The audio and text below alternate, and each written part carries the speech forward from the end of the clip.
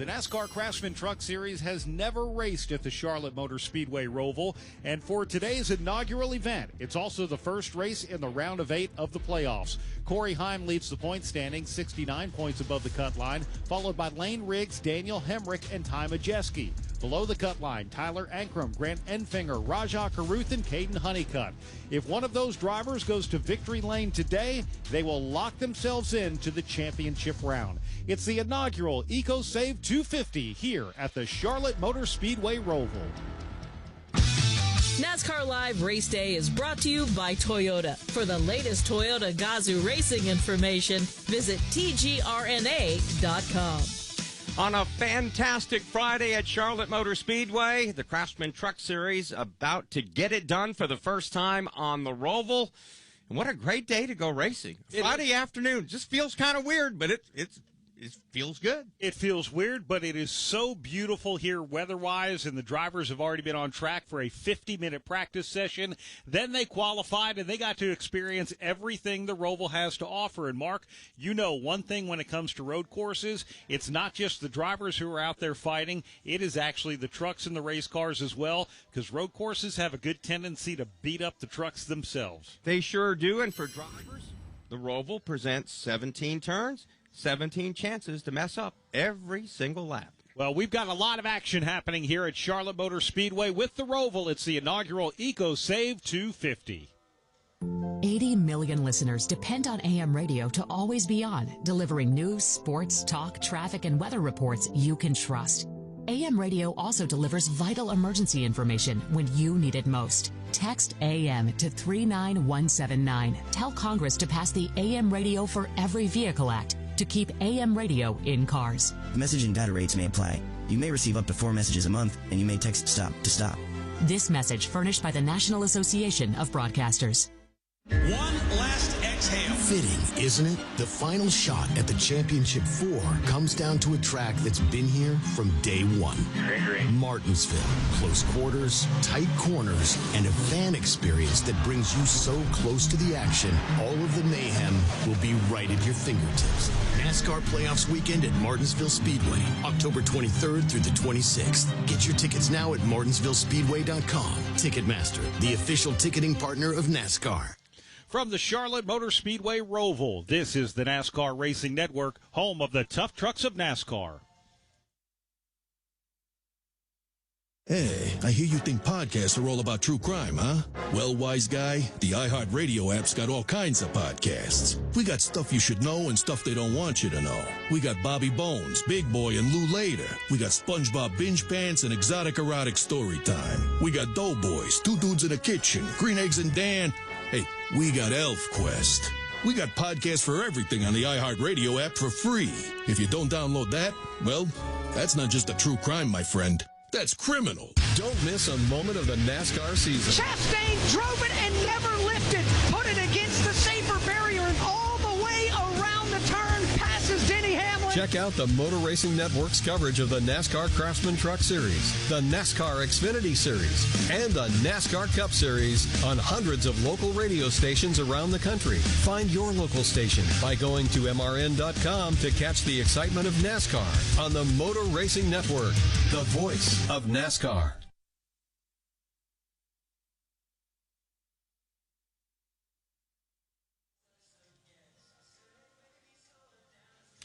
Welcome back to the Roval here at Charlotte Motor Speedway. Today's broadcast of the NASCAR Craftsman Truck Series EcoSave 250, brought to you in part by Toyota. For the latest Toyota Gazoo racing information, visit tgrna.com. Brad Gilley alongside Mark Garrow. We have a couple of pit reporters covering the action today, Wendy Venturini and Andrew Curlin. We'll hear from them and some of the drivers coming up next. But, Mark, as we come into this race, we're kicking off the round of 8 for the NASCAR Craftsman Truck Series playoffs, and this is when, if you get it done, you get it done in a big way. That means you'll get to contend for a championship. Corey Heim at plus 69 points, the only driver really safe coming into this opening race when it comes to the points.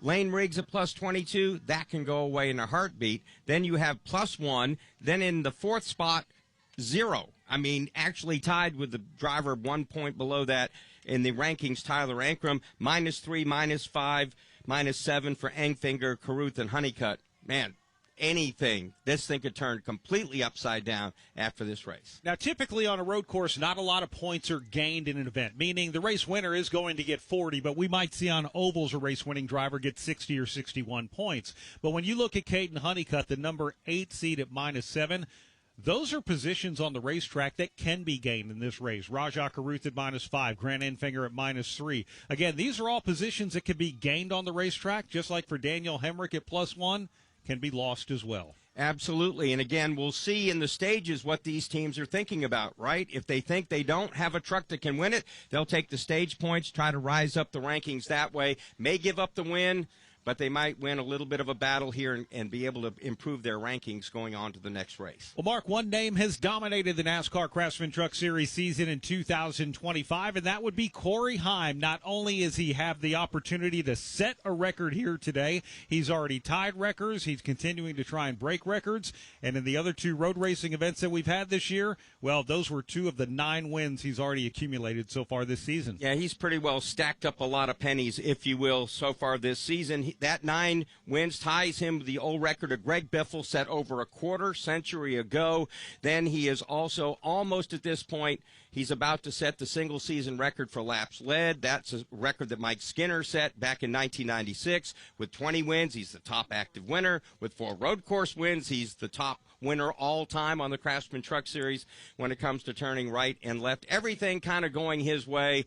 And certainly today, he is one of the overwhelming favorites in this race, but there's a little bit of a ringer that's thrown in as well. Yeah, and let's not engrave the trophy just yet. Connor Zilic, who has dominated the NASCAR Xfinity Series this year and is one of the premier drivers in all of NASCAR when it comes to road racing, he's entered into this event. He's driving the number 7 Chevrolet for Spire Motorsports, and he could be the Craftsman Truck Series Round of 8 spoiler when it comes to a potential for a trip to victory lane. No doubt about it. Starts outside of row number 3. He has won 4 of the 6 Xfinity Series races this season. Total junk in the other 2 races. Finished 5th at Mexico City, the runner-up at Chicago. Yeah, that was really tough. Yeah, we'll talk a lot more about Connor Zilic tomorrow for sure. We might be talking about Connor Zilic a lot here today. He's going to roll off 6th, but Corey Heim is on the pole. In fact, the top 2 seeds right now in the Craftsman Truck Series will start on the front row. Corey Heim with his Toyota and the Ford of Lane Riggs. We've got a big race day coming up here today, Mark, on a beautiful day on the Roval at Charlotte Motor Speedway. We certainly do, and again, this is the first Truck Series race on the Roval. Only 3 drivers entered in this race today have any experience here. Daniel Hemrick, Rajah Caruth, Connor Mozak. Hemrick's case, he's run 3 Cup races, 5 Xfinity Series races, 657 laps of competition on the Roval. However, qualifying was a total disaster. He broke a sway bar on his truck, and actually we talked about just how much road courses will beat up the equipment. That happened to Daniel Hemrick here today. Daniel Hemrick is going to roll off 34th among the 36 drivers who will start today's EcoSave 250. Just some of the storylines that we've got coming up here at Charlotte Motor Speedway Roval. We are getting ready to crown a champion. Championship weekend is coming back to the desert. Let's get this party started. 4 title races in 3 days means there will be a buzz in the air all weekend long. Whether from the grandstands, the infield experience, or the hillside, this is your chance to witness history and make championship caliber memories for the whole family. NASCAR Championship Weekend at Phoenix Raceway, October 31st through November 2nd. Get your tickets now at phoenixraceway.com. Ticketmaster, the official ticketing partner of NASCAR. We are the voice of NASCAR. The green flag is in the air, and we are underway. The Great American Race. The Motor Racing Network. NASCAR Cup, Xfinity, and Craftsman Truck Series Racing live on your hometown radio station and MRN or NASCAR.com. Martinsville, Talladega, the Chicago Street Course. We have the side-by-side action and last lap passes for the win. Photo finishes. Ryan Blaney will win. The voice of NASCAR, the Motor Racing Network. From the Charlotte Motor Speedway Roval, this is the NASCAR Racing Network, home of the tough trucks of NASCAR. NASCAR history. Petty wins his 200th career NASCAR victory. Told by the people who made that history. President Reagan was there. He got us on the front page, and we got him in the sports page. It was a good trade-off from that standpoint. Motor Racing Network's NASCAR Live presents podcast The Road to Royalty. Jeff Gordon, A Colorful Career, 50 Years of MRN, the 1993 season, Junior's Journey, and more. Search for NASCAR Live on your favorite podcast platform. After a devastating storm that brings down trees and homes, so many families have nowhere to turn. That's why Samaritan's Purse responds immediately after hurricanes, tornadoes, floods, and fires all across the country. Our volunteer teams bring tools and compassion to homeowners who have lost not only possessions, but more importantly, hope. You can help.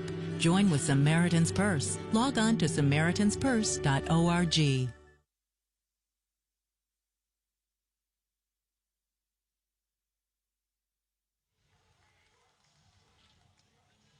Welcome back to the Charlotte Motor Speedway and the Roval. The first time the Craftsman Truck Series will take on this 17-turn road course. And standing by with one of our playoff drivers, let's go down to Andrew Curlin. Raja Caruth rolling off in the 18th position today, talking to Corey LaJoie about the Roval. So what's the game plan going into today with not a lot of knowing what to expect? Yeah, Andrew, honestly, it's just a matter of survival today. Didn't qualify where we necessarily wanted to, but excited for the opportunity to go and race today and improve on my end. And, yeah, excited to race in the round of 8 in the playoffs, and hopefully we can have a good points today for everybody at HendrickCars.com with Mr. H and Miss Linda, same with everybody at Aspire Chevrolet. So, yeah, hopefully we can have a clean day and execute and have some fun here under the sun in Charlotte. Well, Wendy, that's Raja Caruth hoping for a clean day. Well, Connor Zillage is not necessarily going for those points, driving for the 7 truck for Spire Motorsports, crew chief by Brian Patty today. Connor, what are you hoping to get out of today's truck race at Charlotte? Yeah, hopefully we have a clean day. I feel like every time I get behind the wheel of a truck, I get caught up in the chaos and, I've never been able to really race for a win. So, hopefully we can do that today with Spire Motorsports. It's always fun getting to race with them and get to drive these Chevrolet Silverados. So, fingers crossed for a clean day, but you never know here at the Roval. Anything can happen. Connor Zillage will roll off 6th today. Andrew? Lane Riggs has had an exciting day, qualified 2nd today. So what kind of speed does your truck have? Yeah, my Clue nicotine pouch is Ford F-150 is a little faster than the driver is right now. So just shout out to everybody at Front Row Motorsports. They do a great job. Keep bringing great race trucks. And I know that we've always had a really good road course setups at Front Row, even when Zane won all his races at COTA. So, I'm just trying to get used to it. This is my 4th ever road course race. It's a little different than the simulator was. So just trying to counter the things that are different than what I was expecting coming in. So just feel like I got everything pretty wrapped up. Actually, my lap that I made that was the best in qualifying was my 2nd attempt out. I think the first attempt, if I would have executed right, would have been faster. I think we could have got the pole. So all good starting on the front row. Goal here is a nice, smooth, solid day. Hopefully I'm not talked about it too much. Well, Wendy, that's Lane Riggs. In only his 4th road course start, he's starting 2nd. Corey Heim, who's starting from the pole, dominating the Truck Series this season. How do you approach this race differently than any of the other ones, Corey? Yeah, it's definitely really unique. I feel like compared to the road courses we've kind of gone to on the truck schedule this year, it's definitely a bit more technical and kind of requires a more, just a more intense approach rather than the other ones. So it's been good so far. I feel like our sim translated very well, which starts earlier in the week, earlier in the month to prepare and whatnot. So everything's going well so far, but going to take the right strategy and the right execution to get the win today. All right, that's Corey Heim, who's dominated the Truck Series season in 2025. We'll have more for driver introductions for the Truck Series when we return here at Charlotte Motor Speedway. Hi, this is Mike Bagley. Join me along with the cast and crew of the Motor Racing Network every Tuesday night for NASCAR Live. Hear exclusive interviews. I do think that if you're always are scared to make the big moves, you're just always going to be following the person that did. The best moments from each of NASCAR's premier series. Reddick slides up the racetrack. Briscoe gets away off turn 4. An in-depth breakdown to the latest NASCAR news and more. It's NASCAR Live every Tuesday night at 7 Eastern. Hi, I'm Kyle Petty, and I want to tell you about a place that's near and dear to my heart, Victory Junction. It's a year-round camp that gives kids with complex medical and physical conditions life-changing experiences that are fun, empowering, and always free for families. Please help Victory Junction. Support kids who need it the most by getting involved today. Whether you know a child who could benefit, want to volunteer, or join our team, you can be a part of something truly special. Learn more by visiting victoryjunction.org. From the Roval at Charlotte Motor Speedway, this is the NASCAR Racing Network, home of the tough trucks of NASCAR.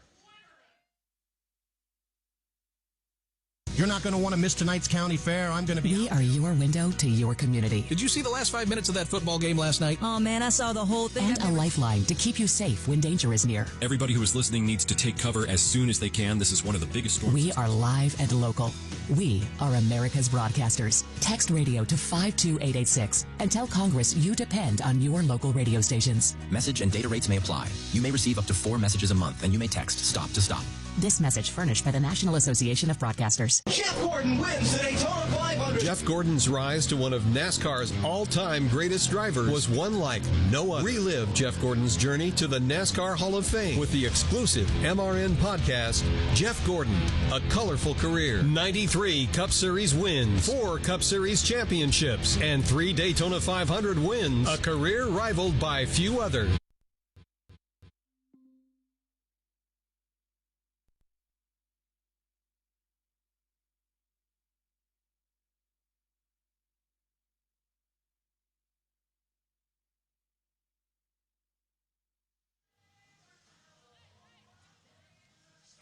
Welcome back to the Roval here at Charlotte Motor Speedway for today's EcoSave 250. Today's broadcast brought to you in part by Toyota. For the latest Toyota Gazoo racing information, visit tgrna.com.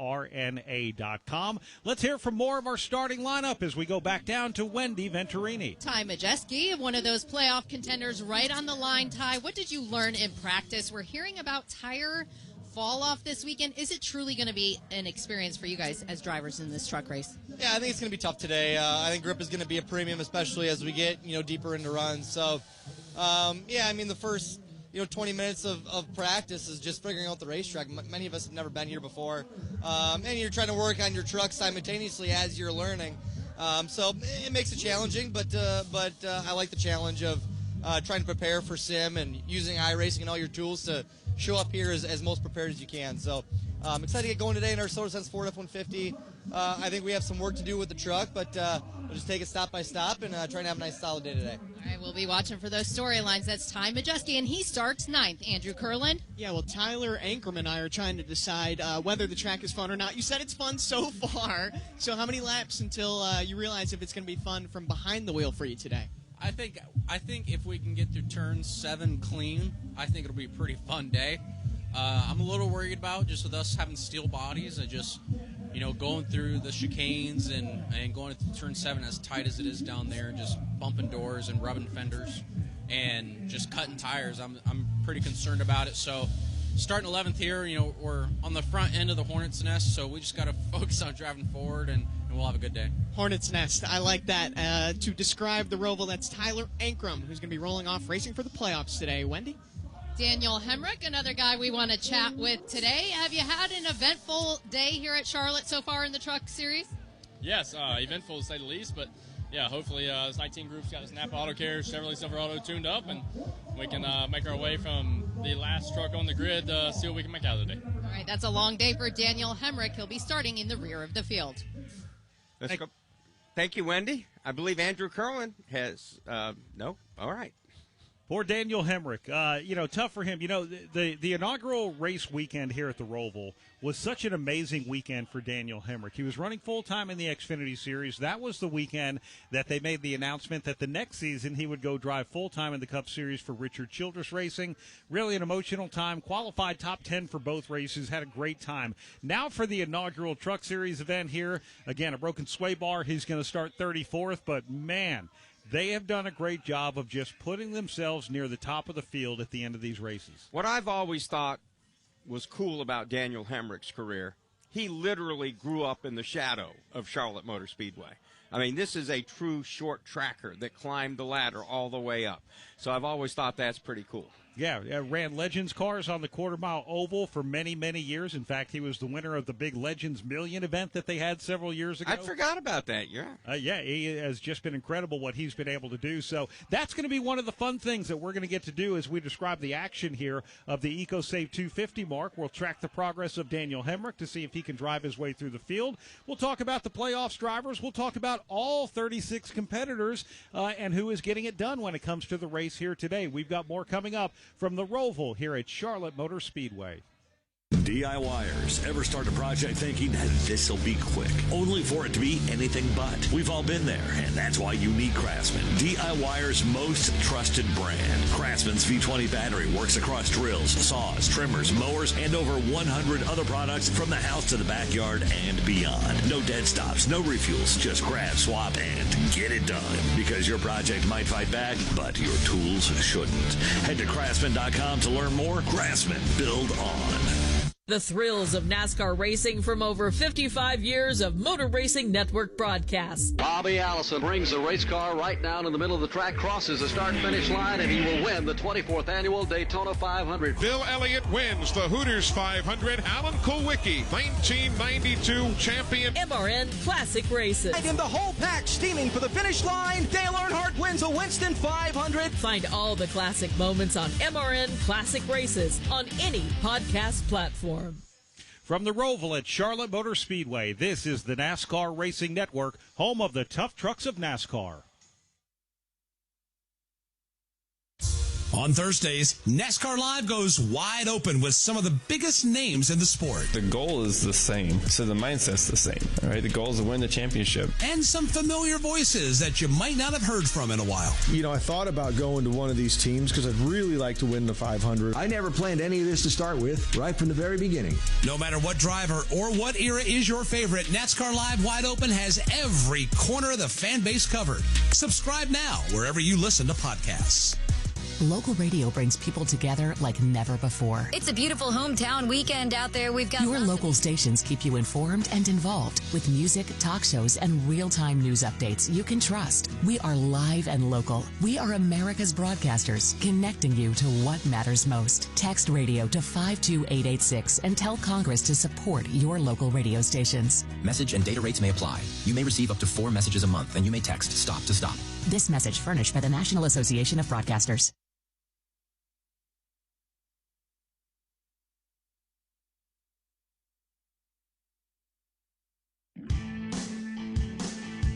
The Motor Racing Network and Ally Bank have partnered to honor women in motorsports. This week, we spotlight entrepreneur and NASCAR Racing Network pit reporter Wendy Venturini for her contributions in motorsports. I was 15 years old when Benny Parsons asked me what I wanted to do in my family's career in motorsports, and I didn't want to work on cars. I didn't want to race cars, and he said, you should go into broadcasting. And my response to Benny Parsons, well, women don't do that. And he looked at me in the eye. I was 15 years old, and he said, that's exactly my point, Wendy. And it really just set the tone for me. The Motor Racing Network honoring women in motorsports was brought to you by Ally Bank. And what a great feature with our own Wendy Venturini, brought to you by Ally Bank. No matter what you're saving for, whether it be race tickets, a car, or a new home, you need the bank that's your ally. Ally Bank, member FDIC. And Wendy Venturini, you have been a part of the network for many, many years, and we are so proud to have you and love the awesome job you do. And it's great to be here for a triple-header race weekend. Oh, thank you, guys. That was so very kind. It's hard to believe it's been 25 years on pit road, and a guy that has just as many years in the motorsport. Grant Empinger joining us on pit road right now. In the playoff standings, you're -3. I think you have plenty of time, but what is going to be the key factor today and what you bring to the table as a driver, Grant? Yeah, I mean, I'd say in general from 3rd to 8th on our playoff grid, we're all kind of in a wad. So I think being smart, accumulating a lot of points by the time we leave here. So our guys at CR7 Motorsports gave me a really good Champion Power Equipment Chevy. I feel like qualifying, I think, surprised us all a little bit. But honestly, I feel like we've got a truck capable of staying towards the front all day. Hopefully we can be a little bit in front of the chaos that is coming in turn 7 there. So hopefully we can stay in front of that and stay on the good side of things today. All right, have fun out there. That's Grant Emfinger. No surprise to us, he qualified 4th for today's truck race. Andrew Curlin. Caden Honeycutt rolls off 5th. He was just telling me this is your first start here. So what was the biggest learning curve today, and how do you get adjusted to racing?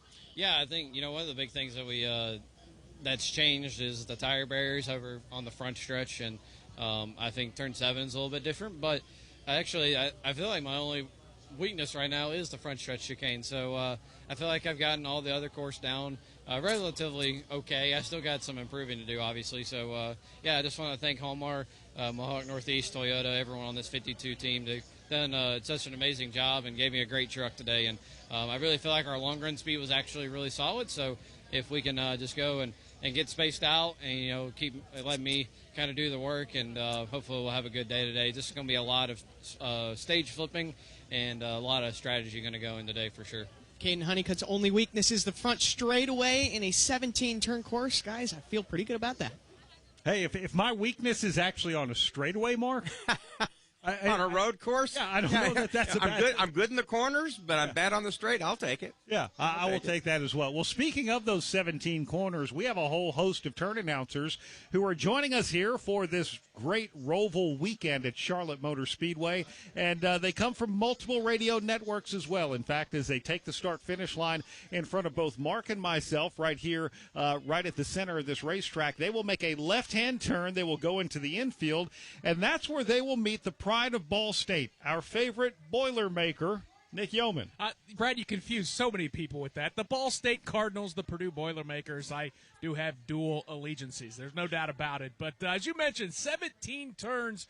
I'm going to cover the first 3 of them here throughout the course of the weekend. As you mentioned, that left-hander down into turn number 1. We have seen plenty of carnage down there. If you miss that corner, there's a nasty tire barrier that loves to chew up race cars. But once you hang a left, you make your way into the infield here at the Charlotte Motor Speedway. It's a brief climb uphill to turn number 2 that kind of sweeps down to the left, that kind of hugs parallel to the pit exit lane.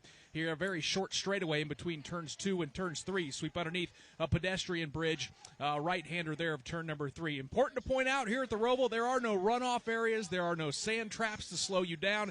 If you have issues, you're probably going to find a concrete wall or a tire barrier, especially here in turns 1, 2, and 3. So a lot of places that can catch you out and force problems here as we get set to go racing in the Truck Series. Once they swing to the right-hander of turn number 3, they pop in the view of a guy who has manned this portion of the racetrack all 8 years of the Roval. He is the voice of the IndyCar radio network, Mark Janes. Thank you very much, Nick Yeoman. Happy to be here for year number 8 for sure. You won't hear 3 wide references made throughout this portion of the Roval.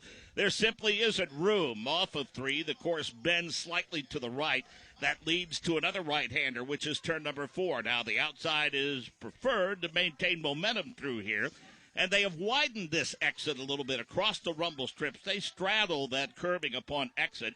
It's a well-used portion of the course. Then it's a short little straightaway to turn 5, and the most pronounced elevation change, kind of the signature portion of this race course. You'll go uphill to the right, and throughout the run, as the tire wear goes away, the truck gets light and the grip goes away. And you've heard references made to turn number 7.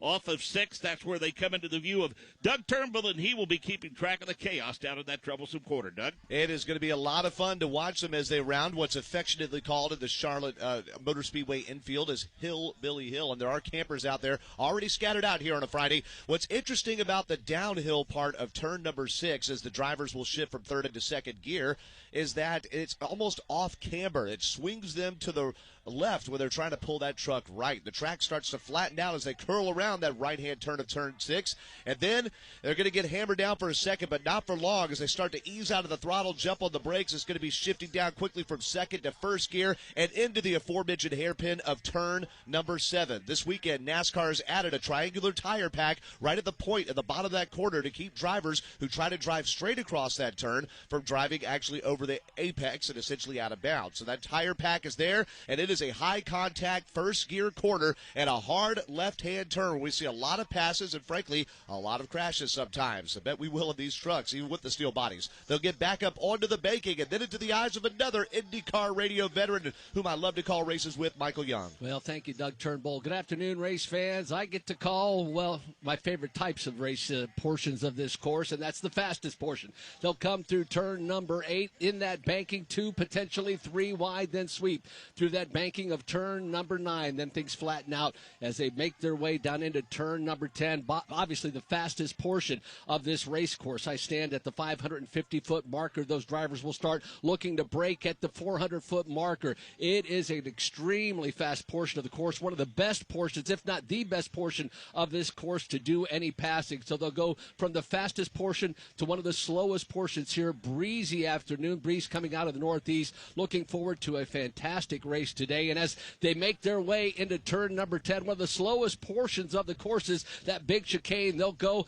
into the view of what I'd like to call a legendary broadcaster, Pat Patterson. Oh, wow. Thank you very much, Michael. Happy race day, everybody. What a great group we got today to call this Truck Series action. Yes, when they come down what is essentially the backstretch and into turn number 10, everybody's got to get way down in the gearbox and got to be careful because it is a hard left-hand corner. You go left, and then get the steering wheel turned to the left, and you jerk it back to the right. So that is 10 and 11. Those are the first 2 corners that I cover. And then once they make that right-hand corner out of turn 10, they come out into turn number 12, and that leads you on to the banking here on this end of the racetrack. We'll refer to that as turn 13 and turn 14. Now, I want to go back to turn 10 for a minute. That is a heavy, heavy braking corner. There'll be a lot of attempts, I should say, to pass right there. The chicane is the area that we're talking about when I say 10,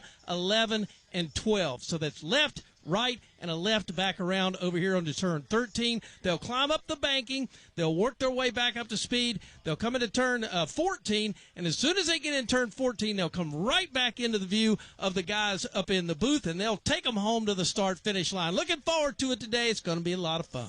Turn 14 is a left-hander, and so is turn 15. They arc it in there a little bit more to the left. They hug the grass, trying to get as far out as they can to come back to that right-hand turn for their left chicane here on the front straightaway. That is turns 15, 16, and 17. There is a tire barrier there. They've kind of worked on that corner, made it a real corner now, a little bit more than they had last year. And so it's 14, 15, 15, 16, 17. Then they hit the start-finish line.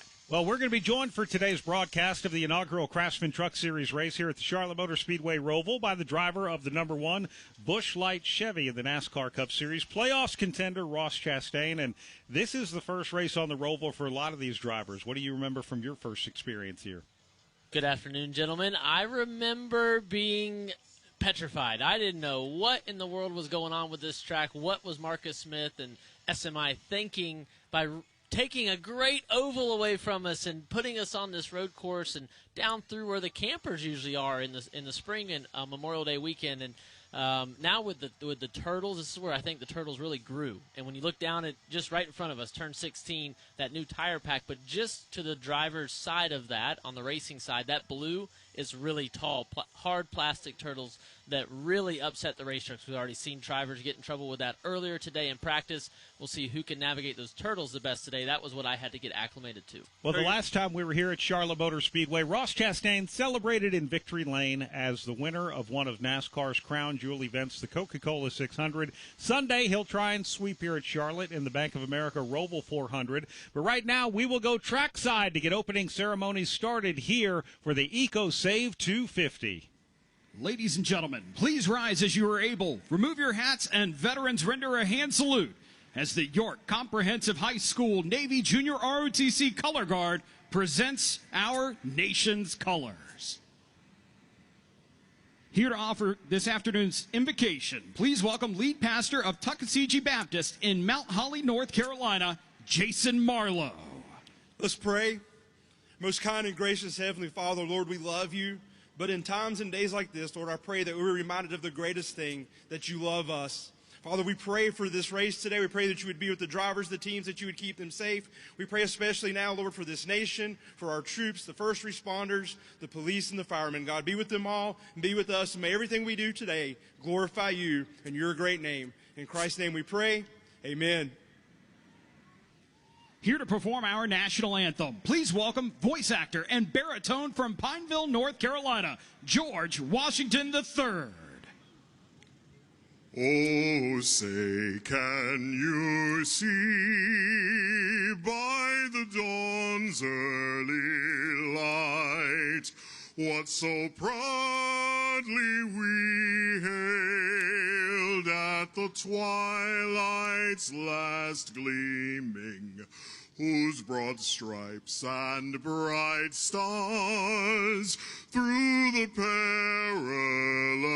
fight o'er the rampart we watched were so gallantly streaming, and the rocket's red glare, the bombs bursting in air, gave proof through the night that our flag was still there.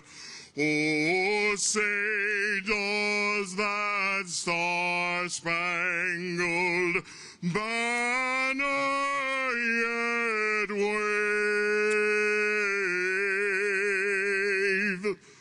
o'er the land of the free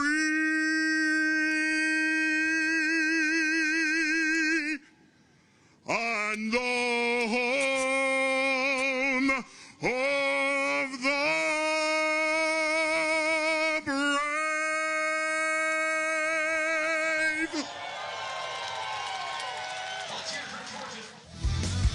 NASCAR Live Race Day has been brought to you by Toyota. For the latest Toyota Gazoo racing information, visit tgrna.com. This is a Camry. This is a Camry on NASCAR. This is a Camry on NASCAR with Ty Gibbs behind the wheel. Now you're up to speed. You in? Follow the action at tgrna.com. Toyota, let's go places. NASCAR is a registered trademark of the National Association for Stock Car Auto Racing, LLC. Hi, folks. Kyle Petty here. I want to tell you about a place that's dear to my heart, Victory Junction. It's a year-round camp that gives kids with complex medical and physical conditions life-changing experiences that are fun, empowering, and always free for families. Please help Victory Junction support kids who need it the most by making a donation today. Any amount will help kids attend camp for free. Help make a difference by visiting victoryjunction.org/donate. Coming up, the command of fire engines from the Charlotte Motor Speedway Roval. This is the NASCAR Racing Network, home of the tough trucks of NASCAR. Inspiring story. Dale Earnhardt Jr. comes back to the Daytona International Speedway. He will win the Pepsi 400. I'm just a pilot, man. You know, I just want everybody to be happy. I want to do good, and hopefully all of my dad's fans enjoyed this. This for all them. Motor Racing Network's NASCAR Live presents podcast Junior's Journey. Jeff Gordon, a colorful career, 50 years of MRN, the 1993 season, the road to royalty, and more. Search for NASCAR Live on your favorite podcast platform. Hi, I'm Ryan Blaney, a third-generation race car driver, and I dedicate a lot of my time going fast. But when my grandpa was diagnosed with Alzheimer's, it was a very unexpected bump in the road for us. It's important to notice if older family members are acting differently or having trouble with routine tasks. Early detection of Alzheimer's can give your family time to explore support services and access available treatments. If you or your family are noticing changes, it could be Alzheimer's. Talk about seeing a doctor together. Visit alz.org/time to talk. A message from the Alzheimer's Association and the Ad Council.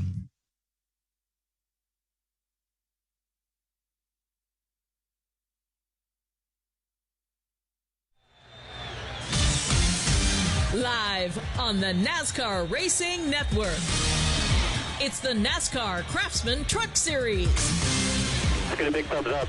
Get ready to rock and roll and pass the race cars today, pal. So, boys, let's execute. Have a good day.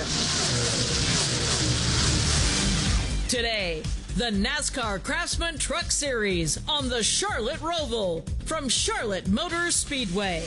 Brought to you by Craftsman. Runs long, works great, won't slow you down. The Craftsman V20 brushless RP lineup, built for the backyard and beyond. See craftsman.com for details. By Ally Bank, official consumer bank of NASCAR, member FDIC. By Powerball, the official lottery game of NASCAR. By Toyota. For the latest Toyota Gazoo racing information, visit tgrna.com. And by Sunoco. From NASCAR to your car, Sunoco fuels peak performance. How about this for a Friday pickup? Our first Craftsman Truck Series race on the Roval, about to go green.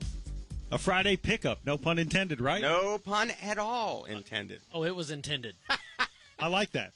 A Friday pickup. All right, so Ross, Tyler Ankrum said something during our pre-race interviews a moment ago that sort of got the wheels turning and thinking about some of the fun things we have, like carnage, chaos, and violence on the racetrack. The steel bodies on these race trucks and just what an impact that makes when they start running into each other. Well, you would think with steel, you think you're strong. You think of strong when you think of steel. It's not the case. These fenders, one, they have a memory. So if you crease one in, if you push one in, contact with another truck, one of these tire packs, or the wall anywhere, it's going to now only come back out a little bit, where a composite fender, a composite body on the Xfinity cars and the Cup cars, they spring right back. Like, they're against the steel safer barrier, and as soon as you come off of it, that fender follows that wall right back out, almost to its original spot. So a lot of tire rubs. You could expect a lot more tire rubs after contact here in the Truck Series than you'll see in the other two series the rest of the weekend. Let's talk stages. Short race. So our first stage ends at lap 20, second at 40, and the race ends at 67.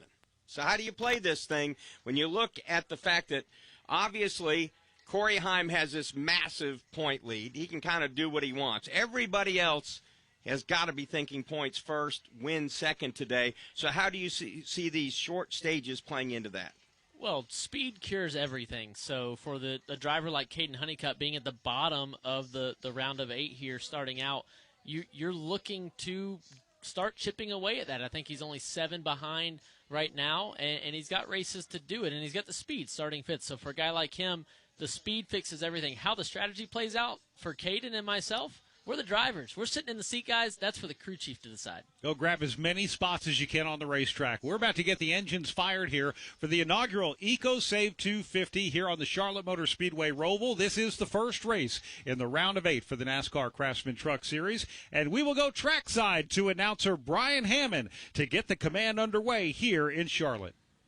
And now, here to say the most famous words in motorsports, please welcome Chief Executive Officer of EcoSave, Kevin Madden.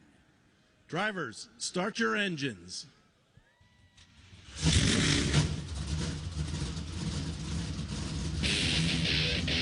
Now, here's the starting lineup. Rolling off 36, Carter Fartook, the Broll Mountain Vineyards Ford. Josh Rayum starts 35th in the Ariel Titans Ford. The Napa Auto Care Chevrolet of Daniel Hemrick starts 34th. 33rd will be Tyler Tomasi, the Tomasi Law LLC Ford. Spencer Boyd starts 32nd in the Godspeed Auto Group Chevrolet. Will Rogers rolls off 31st in the Lanita Specialized Chevrolet. Then 30th, it's Tony Breitinger in the Overplay Toyota, the Control Alt Protect Ford of Mason Maggio's 29th. 28th, Wesley Slimp, the HNTB Toyota. The Adaptive One Caliper Chevrolet of Jack Woods is 27th. 26th, Timmy Hill, the Coble Enterprises Units Toyota. The FNB Corporation Chevrolet for Chris Wright, 25th. 24th, Matt Crafton, the Ideal Door Menards Ford. The Quanta Services Ford of Jake Garcia's 23rd. 22nd, it's Ben Rhodes, the T-Sport Trucks Ford. And then 21st, Ben Mayer, the Top Liner Chevrolet. Starting 20th will be Chandler Smith, the Pete Store Ford. Dawson Sutton starts 19th in the Rackley Roofing Chevrolet. Rajah Caruth rolls off 18th, the HendrickCars.com Chevrolet. 17th will be Matt Mills, the Utilitris Chevrolet. Parker Kligerman will start 16th in the Borchetta Bourbon Chevrolet. Connor Mozak rolls off 15th, the Apollo Peck Chevrolet. 14th will be Tanner Gray in the Factory Canopies Toyota. The Telcel Chevrolet of Andre Perez de Lara starts 13th. 12th will be Bailey Curry, the DQS Solutions and Staffing Chevrolet. And rolling off 11th, Tyler Ankrum, the Laguna Chevrolet. Now the top 10, outside of row 5 in the Circle B Diecast Chevrolet, it's Josh Balicki. Starting 9th, Ty Majeski, the Soda Sense Curb Records Ford. The Gainbridge Chevrolet of Corey LaJoy is 8th. 7th, Gio Ruggiero in the First Auto Group Toyota. The Delaware Life Chevrolet of Connor Zilich goes off 6th. 5th, Caden Honeycutt, the Hallmar International Toyota. The Champion Power Equipment Chevrolet for Grant Enfinger is 4th on the grid. 3rd, Brent Cruz in the JBL Toyota. And now the front row. On the outside in the Clue Ford, it's Lane Riggs. And on the pole for the 14th time in his career, the 7th time in 2025, Corey Heim, the Mobile One Toyota, his speed 96.492 miles per hour. And that's your starting lineup for the inaugural EcoSave 250 here at the Charlotte Motor Speedway Roval. Hey, I hear you think podcasts are all about true crime, huh? Well, wise guy, the iHeartRadio app's got all kinds of podcasts. We got stuff you should know and stuff they don't want you to know. We got Bobby Bones, Big Boy, and Lou Later. We got SpongeBob Binge Pants and Exotic Erotic Story Time. We got Doughboys, Two Dudes in a Kitchen, Green Eggs and Dan. Hey, we got Elf Quest. We got podcasts for everything on the iHeartRadio app for free. If you don't download that, well, that's not just a true crime, my friend. That's criminal. Relive the thrills of over 50 years of NASCAR racing with the Motor Racing Network's Classic Race. 36th Annual Southern 500. They come down to the start-finish line. Bill Elliott and David Pearson get down. We dig into the MRN audio vault for unforgettable races and moments. Dale Jarrett's got the lead. Earnhardt's not going to get him. Dale Jarrett is going to win the Daytona 500. Available on MRN.com and podcast platform. Fallon Kowicki out of turn number 4, the new Winston Cup champion. He does it across the line. MRN Classic Races. From the Charlotte Motor Speedway Roval, this is the NASCAR Racing Network, home of the tough trucks of NASCAR. Good morning, guys. I just want to warn you, traffic is tough out there. We are here for you to tell you how to keep safe. Everybody who is listening needs to take cover as soon as they can. To provide the music, talk, and sports you love. And to deliver the news that matters to you. We are the voices you can trust. We are live and local. We are America's broadcasters. Text radio to 52886 and tell Congress you depend on your local radio stations. Message and data rates may apply. You may receive up to 4 messages a month, and you may text STOP to STOP. This message furnished by the National Association of Broadcasters. Want to know the latest with short track racing around the country? Well, one show has you covered. NASCAR Coast to Coast. Hi, I'm Kyle Rickey. Join Chris Wilner and I each week as we break down the biggest headlines in grassroots racing and in NASCAR's regional and touring series. We also talk to rising stars from your favorite short track. That's NASCAR Coast to Coast. Watch or listen today on YouTube, Facebook, MRN.com, or your favorite podcast platform.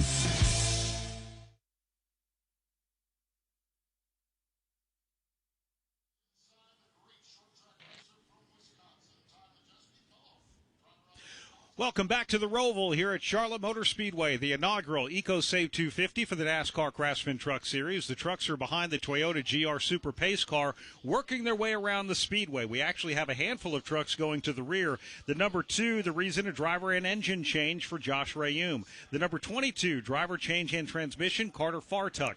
Unapproved adjustments for the number 16, 19, 38, 91, 02, and 45. Basically, a lot of trucks out there, Mark, that are going to the back to start this race. What did they do? Just shuffle the deck like we're playing a game of poker?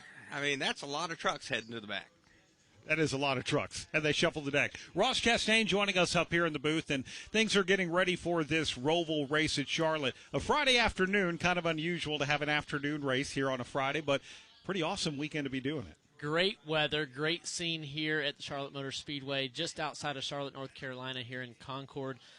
And yes, it's an odd time, I'll be honest. This is odd. The truck race in Charlotte, it's always Friday night, night racing, but for the Roval, our inaugural truck race here, we're doing it in the sunshine. So you talked earlier about how the first time you came here, you kind of petrified of the Roval. How do you feel about it now that you've had a chance to put in a lot of laps? A lot A lot better, Mark. It's been a labor of love for me for sure. I've crashed just trying to make lap time by myself. I've crashed with other cars and not trucks, but other cars, and definitely by myself. But yes, I've come to love it. I've come to truly embrace it. I was talking to Marcus this week. We were painting the pit wall pink earlier this week, and I looked at him and I said, "Man, it's so cool. The truck's coming here, but." For the last time we're actually having the Roval here, we're going back to the Oval twice a year, and he just looked at me and laughed. I'm trying to light that fire underneath him because I love the Oval. I like the Roval, but the Oval obviously very special to me. As I've been saying, my partner over on SiriusXM, Todd Gordon, former championship crew chief, I'd be happy to come to Charlotte Motor Speedway 3 times and race twice on the Oval. Yes, twice on the Oval, once on the Roval. Spread it out whenever you want. But more laps on the Oval, I think, is a great thing, especially when you get into the night racing for the Oval. One of the things that kind of surprised me as I was kind of digging into this race, the first ever time for the Craftsman Truck Series on the Roval, they've had only 35 road races in Craftsman Truck Series history with 25 different winners. Corey Heim on top of that list, right behind him, the Hall of Famer Ron Hornaday Jr. with 3 wins. And then you have Ron Fellows, Zane Smith, Greg Biffle, each had 2 apiece. Everybody else in that group has just one road course. So this is just the 36th road course event for this series. Wow, for a series that's been around since 1995. That's why I kept looking at it. This can't be right, but it was. Let's get a preview of Pit Road. We have 2 very capable pit reporters covering the action track side. We'll start things off at the entrance of Pit Road and Andrew Curlin. Yeah, guys, well, piggybacking off of what you were just saying, one of the biggest storylines in the garage is all the unknowns with this being the first Truck Series race at the Roval. So how do you prepare for a brand new track? A lot of teams use simulation to get acclimated and build a notebook going into today, but I'll tell you, in the garage, they learned the simulation was not accurate to real life. Lane Riggs told me earlier, braking is way deeper than the sim. In the sim, he was braking around 7 on the backstretch chicane. Today, he was braking as late as 4. And if you have experience, that still doesn't matter. Parker Kligerman was a few feet away from winning this race in an Xfinity car last year, but when I asked him how much can you carry over, he said not much. The truck is very different than an Xfinity car. He's just trying to unlearn the habits from that race car and get acclimated to a truck. So the Roval is unlike any other. It's going to be about the best driver and crew combination. That's going to be the key to success today, Wendy Venturini. Well, trying not to overdrive the Roval. That's one of the tips from Connor Zilich, who's stepping into the truck today here at Charlotte for Spire Motorsports in the number 7 crew chief by Brian Patty. I spoke to both of them before the race today, and Connor just felt like he was overdriving certain areas of the racetrack. Now, today is not about points for him. It's about going for that win and gaining experience for this weekend. And the more lap times, the more reps, the stronger you are going to be as the weekend rolls on. So Connor Zilich has nothing but a trophy in mind here at Charlotte Motor Speedway. Thank you, Wendy. Thank you, Andrew. The trucks are about to head down pit road to set their digital dash to make sure that they've got pit road speed right. And they'll make their way around the circuit one more time before we go green. Let's do that ourselves right now. And once they cross the start-finish line here on the track side of things, they will make a left-hand turn, head to the infield road course into the eyes of Nick Yeoman. That's right, Brad. And because they're coming through pit lane, Corey Heim and Lane Riggs have already gone through turn number 1 for the final time under pace lap speed. It is a 90-degree left-hand turn. Got to get it right. Miss that tire barrier. Turn 2, you've got this concrete cavern of walls waiting on either side, and it's a short little straightaway down to turn number 3. Mark James, we have seen cars get off the racetrack for many years down in that portion of the racetrack. Yeah, from 3 all the way around through 4, Nick, there's going to be contact. It's just a matter of to what degree and how it impacts these trucks. We'll see how it goes, especially on the opening stages when they start to think about track position and where they stand in terms of track position and how they will pit.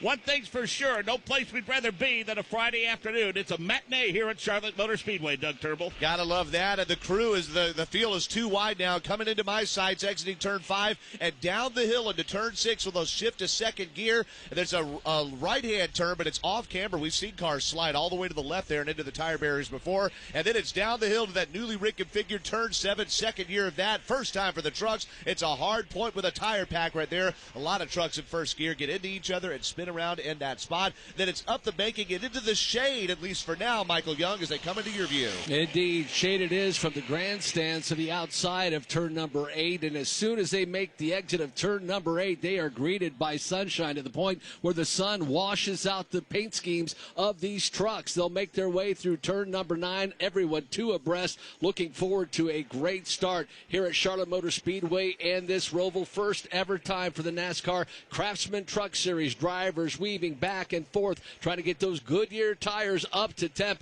as we get set to go here on the Roval. They make their way at the exit of turn number 9, slowly making their way down this back straightaway, getting ready to go at the chicane of turn number 10. Now, the next time they come down this backstretch and head to me down here in turns 10, 11, and 12, they're going to be hauling the mail. They got to get down in the gearbox fast. They got to make a hard left-hand corner. That starts the chicane. Back to the right. That's the second part of the chicane.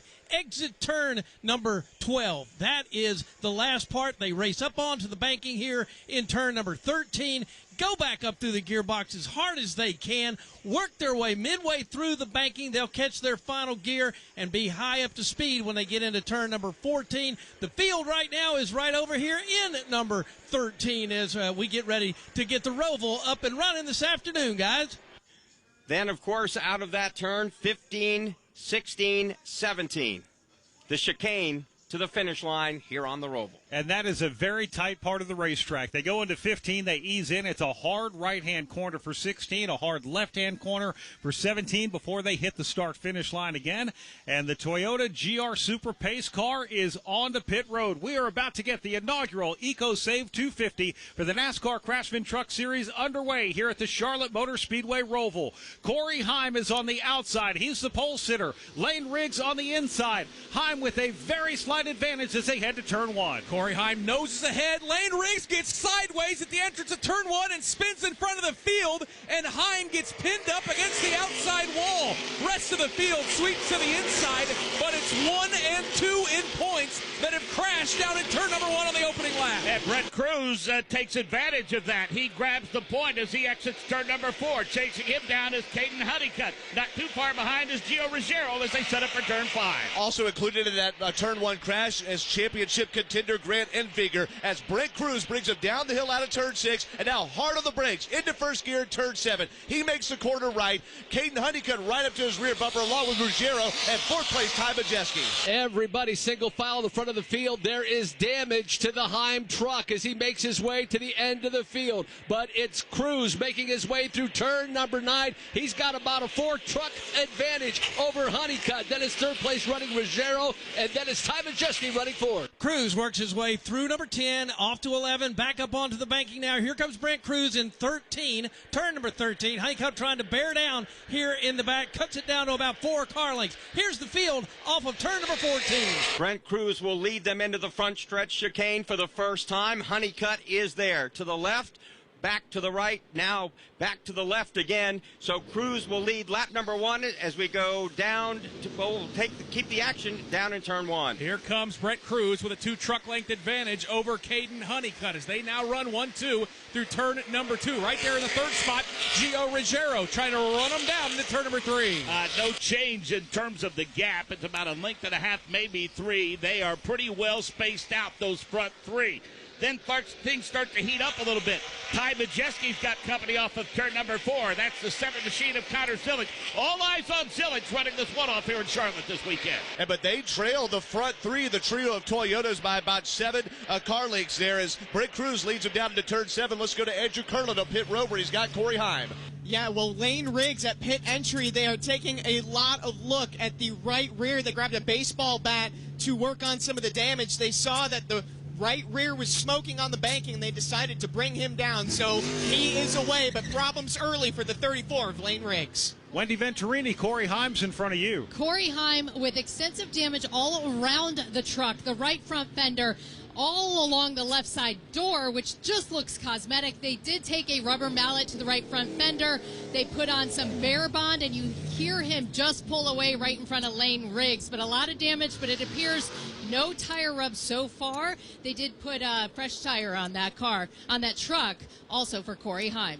little more action on the racetrack. Doug Turnbull from a former champion. And Ben Rhodes, two-time champ here, got wadded up, looks like in turn number 6 there. Heavy front end and rear end damage on the 99 truck as he trails the field by quite a bit, and looks like the caution flag has come out now, guys. Caution flag out for the first time in the EcoSave 250 here at the Charlotte Motor Speedway Roval. It's due to tire barriers getting hit in turn number 5. So Mark, Ross, action early here at the Charlotte Motor Speedway Roval. My mouth is open, guys. My goodness, that was a lot of chaos. Contact from Grant Enfinger into Lane Riggs, crashing all 3 of them with Corey Heim in turn 1 to start this race. And then Ben Rhodes, he didn't just crash, he wrecked. I mean, he just destroyed the tire barriers down there. Yeah, he looks like he will be done for the day, and as we'll have to fix the tire barriers, but a lot to unpack here, guys. Let's go to Wendy Venturini. Well, Ross, you were just talking about Grant Enfinger. In the pre-race interview, he told me, I just have to stay out of trouble and the chaos that can ensue right at the start of this race. And then here we are. I'm at Corey Heim's pit waiting for him to come back in. Corey Heim just reported that he does have a chatter in his truck, so they're going to bring it back down pit road one more time for Corey Heim. Doug Turnbull, what can you tell us about why this caution is out? Oh, let me tell you, I thought today for sure if we were going to talk tire barriers getting damaged, it'd be the new tire pack they put in turn 7. Instead, it's behind us in turn 6, that off-camber right-hand turn where Ben Rhodes basically slid down the hill, and he not only hit the tire barrier, but he turned some of the tires, if you will, perpendicular or the wrong way to the ground. So 2 of the, and now 3 trucks from the AMR safety crew are pulled up over here. They're looking at one section of the barriers that had some heavy impact, and then another that has those tires, well, not upside down, but sideways. Can't have that. Just 2 laps complete of the EcoSave 250 NASCAR Craftsman Truck Series race as we pause 10 seconds for station identification on the NASCAR Racing Network.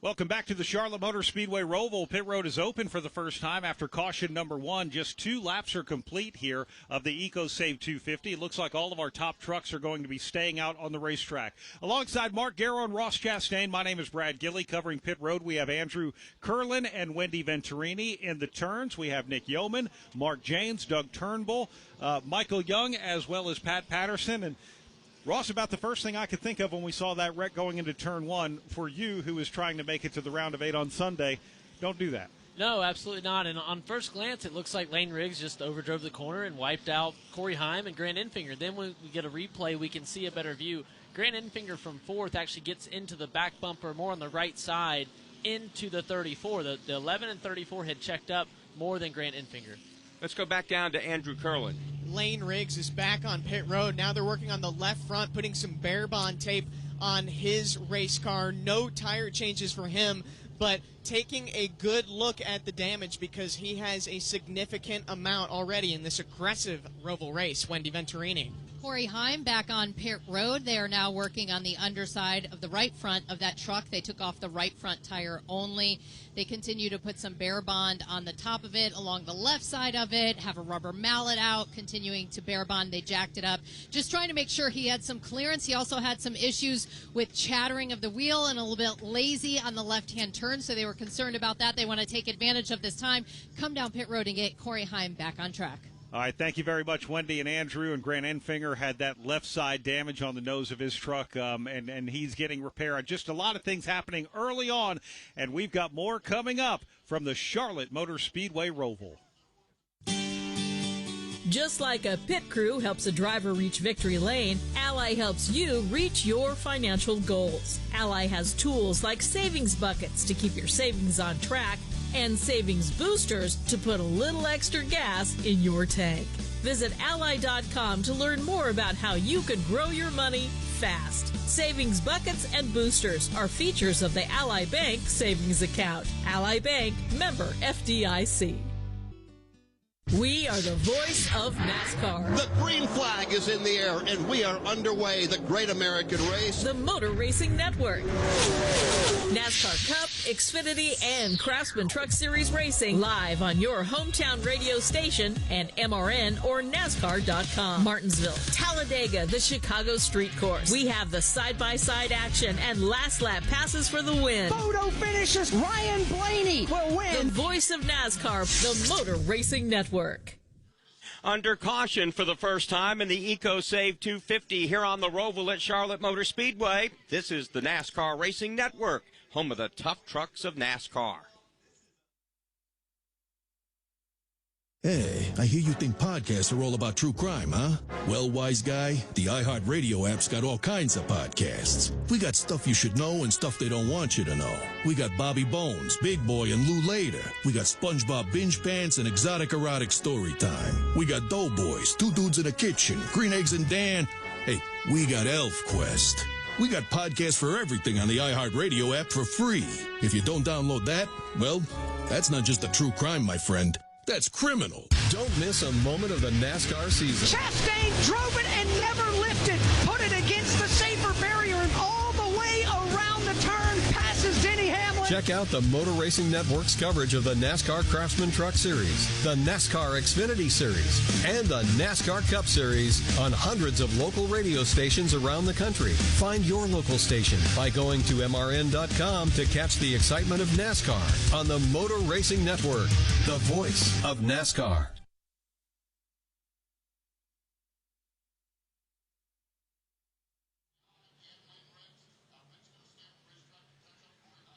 So this is the first of 3 days of racing on the Roval at the Charlotte Motor Speedway. Coming up tomorrow at 2 o'clock Eastern Time on PRN. Cup Series practice and qualifying for the Bank of America Roval 400. And then the Blue Cross Blue Shield of North Carolina 250 Xfinity Series race. We go green at 4:30 on that broadcast. Sunday, the Bank of America Roval 400, 2 o'clock Eastern Time. We might actually end tomorrow's race under the lights for the Xfinity Series, which is going to be a pretty cool thing, and looking forward to that. Let's give you a full field rundown where we are here after this first caution. Still 63 to go in the race. We have 16 to go in stage number 1. Brent Cruz is leading with his Toyota, followed by playoffs driver Caden Honeycutt. Gio Ruggiero runs in 3rd. 4th is Ty Majeski. Connor Zilich is 5th.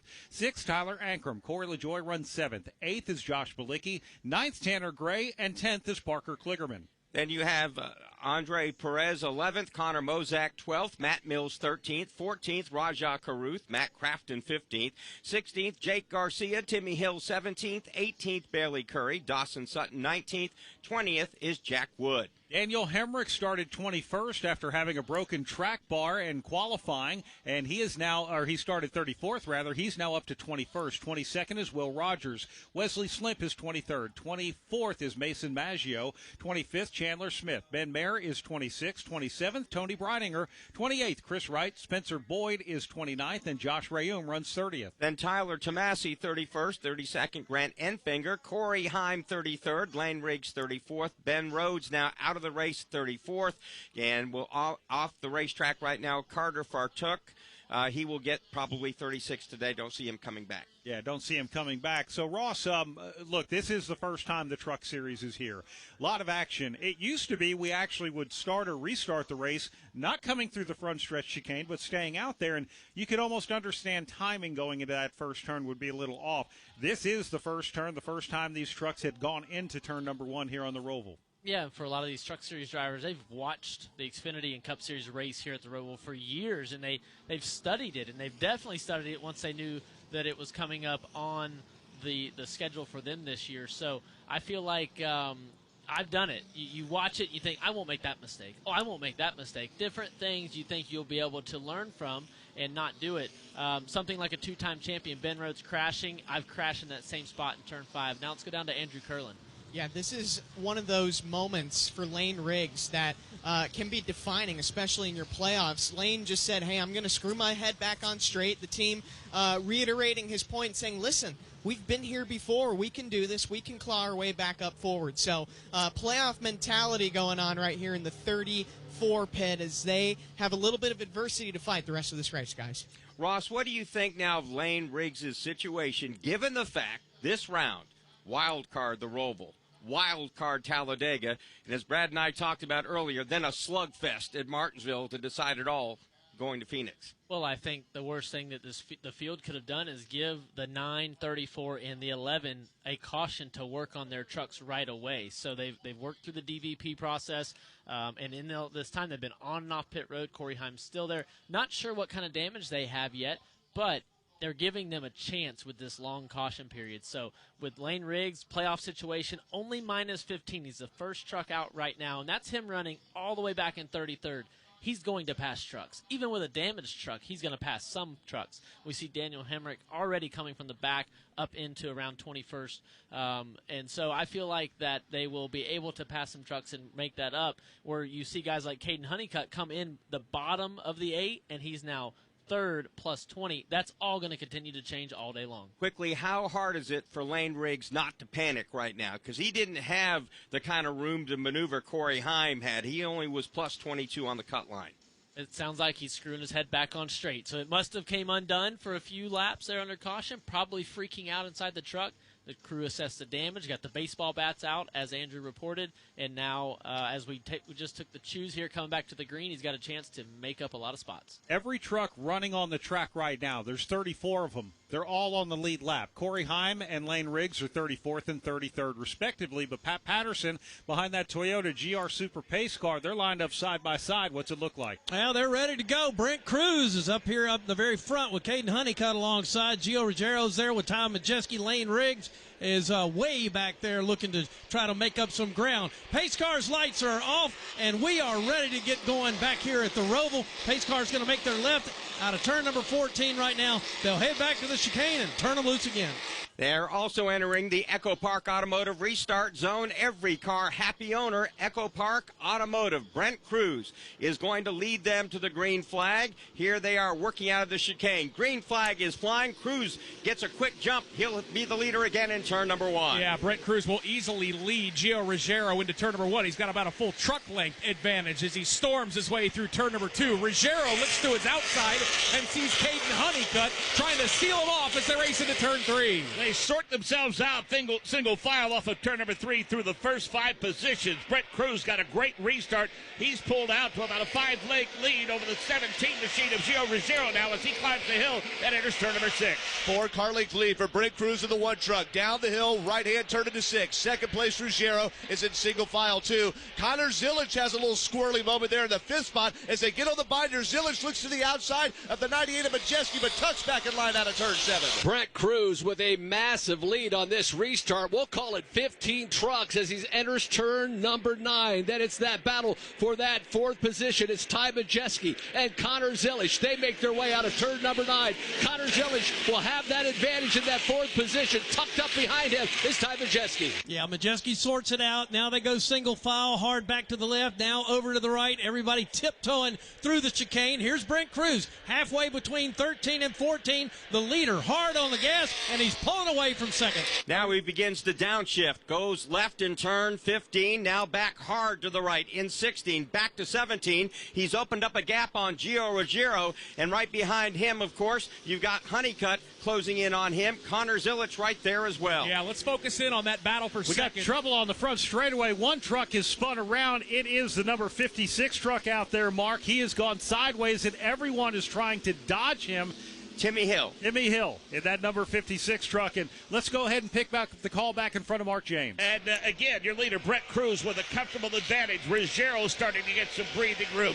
Honeycutt starting to pull away a bit from Connor Zilic. Although Zilic tracks him down now as they crest the hill through turn number 5. Key word there, breathing room. These trucks needed that to feel out this track, and they're single file through the field. Now they're down the hill into turn 7, into first gear as they awkwardly elbow their way through this very slow speed turn. 3 wide at the back of the top 10. Connor Mozak tries to clean out Andres Perez. And Caden Honeycutt had a good launch out of turn number 7. He's got about a 3-car length disadvantage over that second-place running truck of Ruggiero. Connor Zilic there as well, but Brent Cruz has checked out. 15-car length advantage. Watching Connor Mozak a little further back there as that group starts working their way through turns 10, 11, and 12. Tight racing. Cruz is all the way through 13 and 14 now. All the way back to 2nd, 3rd, 4th, and 5th single file.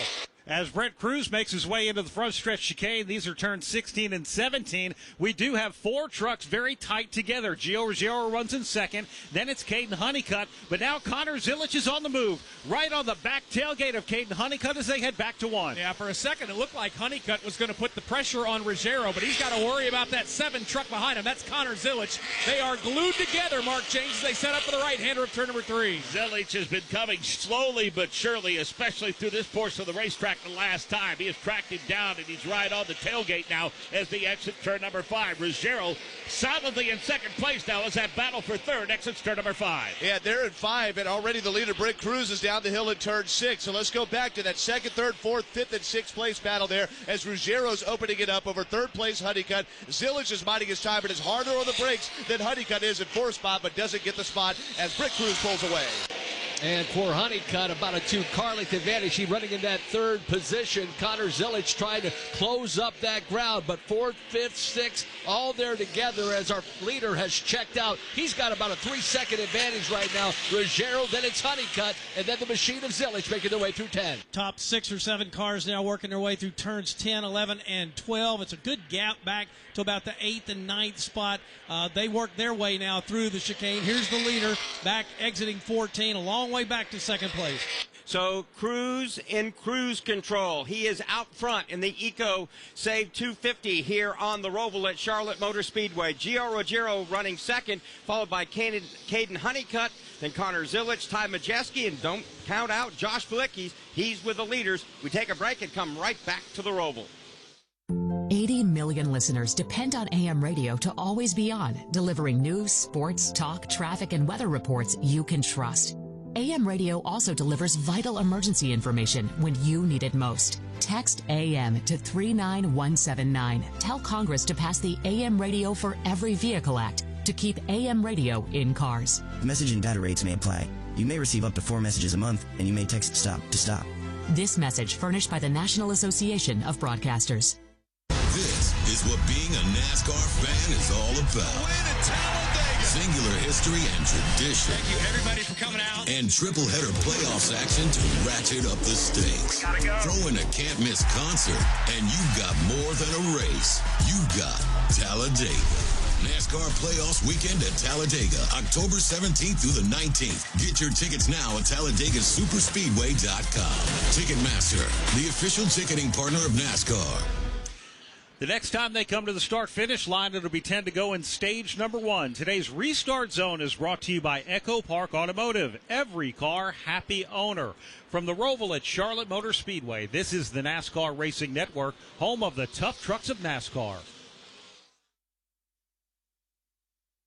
NASCAR history. Petty wins his 200th career NASCAR victory. Told by the people who made that history. President Reagan was there. He got us on the front page, and we got him in the sports page. It was a good trade-off from that standpoint. Motor Racing Network's NASCAR Live presents podcast The Road to Royalty. Jeff Gordon, A Colorful Career, 50 Years of MRN, the 1993 season, Junior's Journey, and more. Search for NASCAR Live on your favorite podcast platform.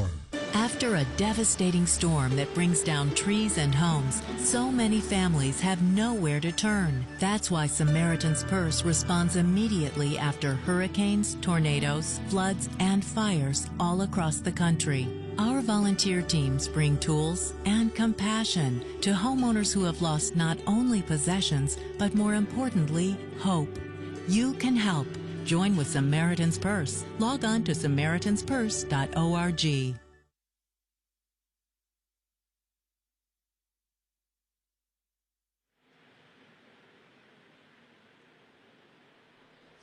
Welcome back to the Roval at Charlotte Motor Speedway for the inaugural EcoSave 250 in the NASCAR Craftsman Truck Series alongside Mark Garrow and Ross Chastain. My name is Brad Gilley. And Ross, you pointed out something. We actually saw the two top drivers coming in the point standings both restart at the tail of the field. Well, they're not there anymore. That's right. Corey Heim all the way up to 17th, Lane Riggs in 20th, but Corey Heim fast. He's running lap times that will compete with the leaders later in the race. In a ton of traffic coming through the field, but he's making the most progress of him, the 34 of Lane Riggs, and Grant Enfinger. Wendy Venturini, what can you tell us about our points leader? Well, Ross, you were just mentioning he has the speed. That's exactly what they just relayed to him on the radio, to Corey Heim, is that you have the speed, you have the truck, you just have to have the patience. It's going to be a grind, as they pointed out, but don't put yourself in any bad spots, was the reminder to Corey Heim. He can race his way back to the front. How lucky are we? We get to watch Corey Heim drive through the field. Normally we just see him out front. We are used to seeing a Toyota Tricon truck lead races. Today it's Brent Cruz. Looks like we had a battle for third right in front of you, Michael Young. Yeah, indeed. That battle for third has traded hands as Honeycutt will drop to that fourth position. Connor Zilic on the charge. They've been riding that rear bumper for about 4 laps, able to finally get around the Honeycutt truck. He'll now gap him by about a car length, or should say truck length. Honeycutt hangs on to him, though. It's only about 4 truck lengths that have separated those. Zilic now got a long way to go to catch up to Gio Ruggiero, who's just now entering the chicane. When they crossed the stripe this time, led by Brent Cruz, 12 laps down, 8 to go here in stage 1. Ruggiero now goes by, and now we see a good battle. Ty Majeski trying to hold off Josh Bilicki for 5th. Yeah, Josh Bilicki very fast in practice and qualifying, and he is wearing out Ty Majeski into turn number 1. This is the battle for the 5th position. The Ford of Majeski by about a car length. He'll bend the steering wheels to the right as they head to turn 3. Parker Klingerman was in a pretty good battle with Josh Bilicki for that 6th position and down the backstretch last time. We can see it from our vantage point.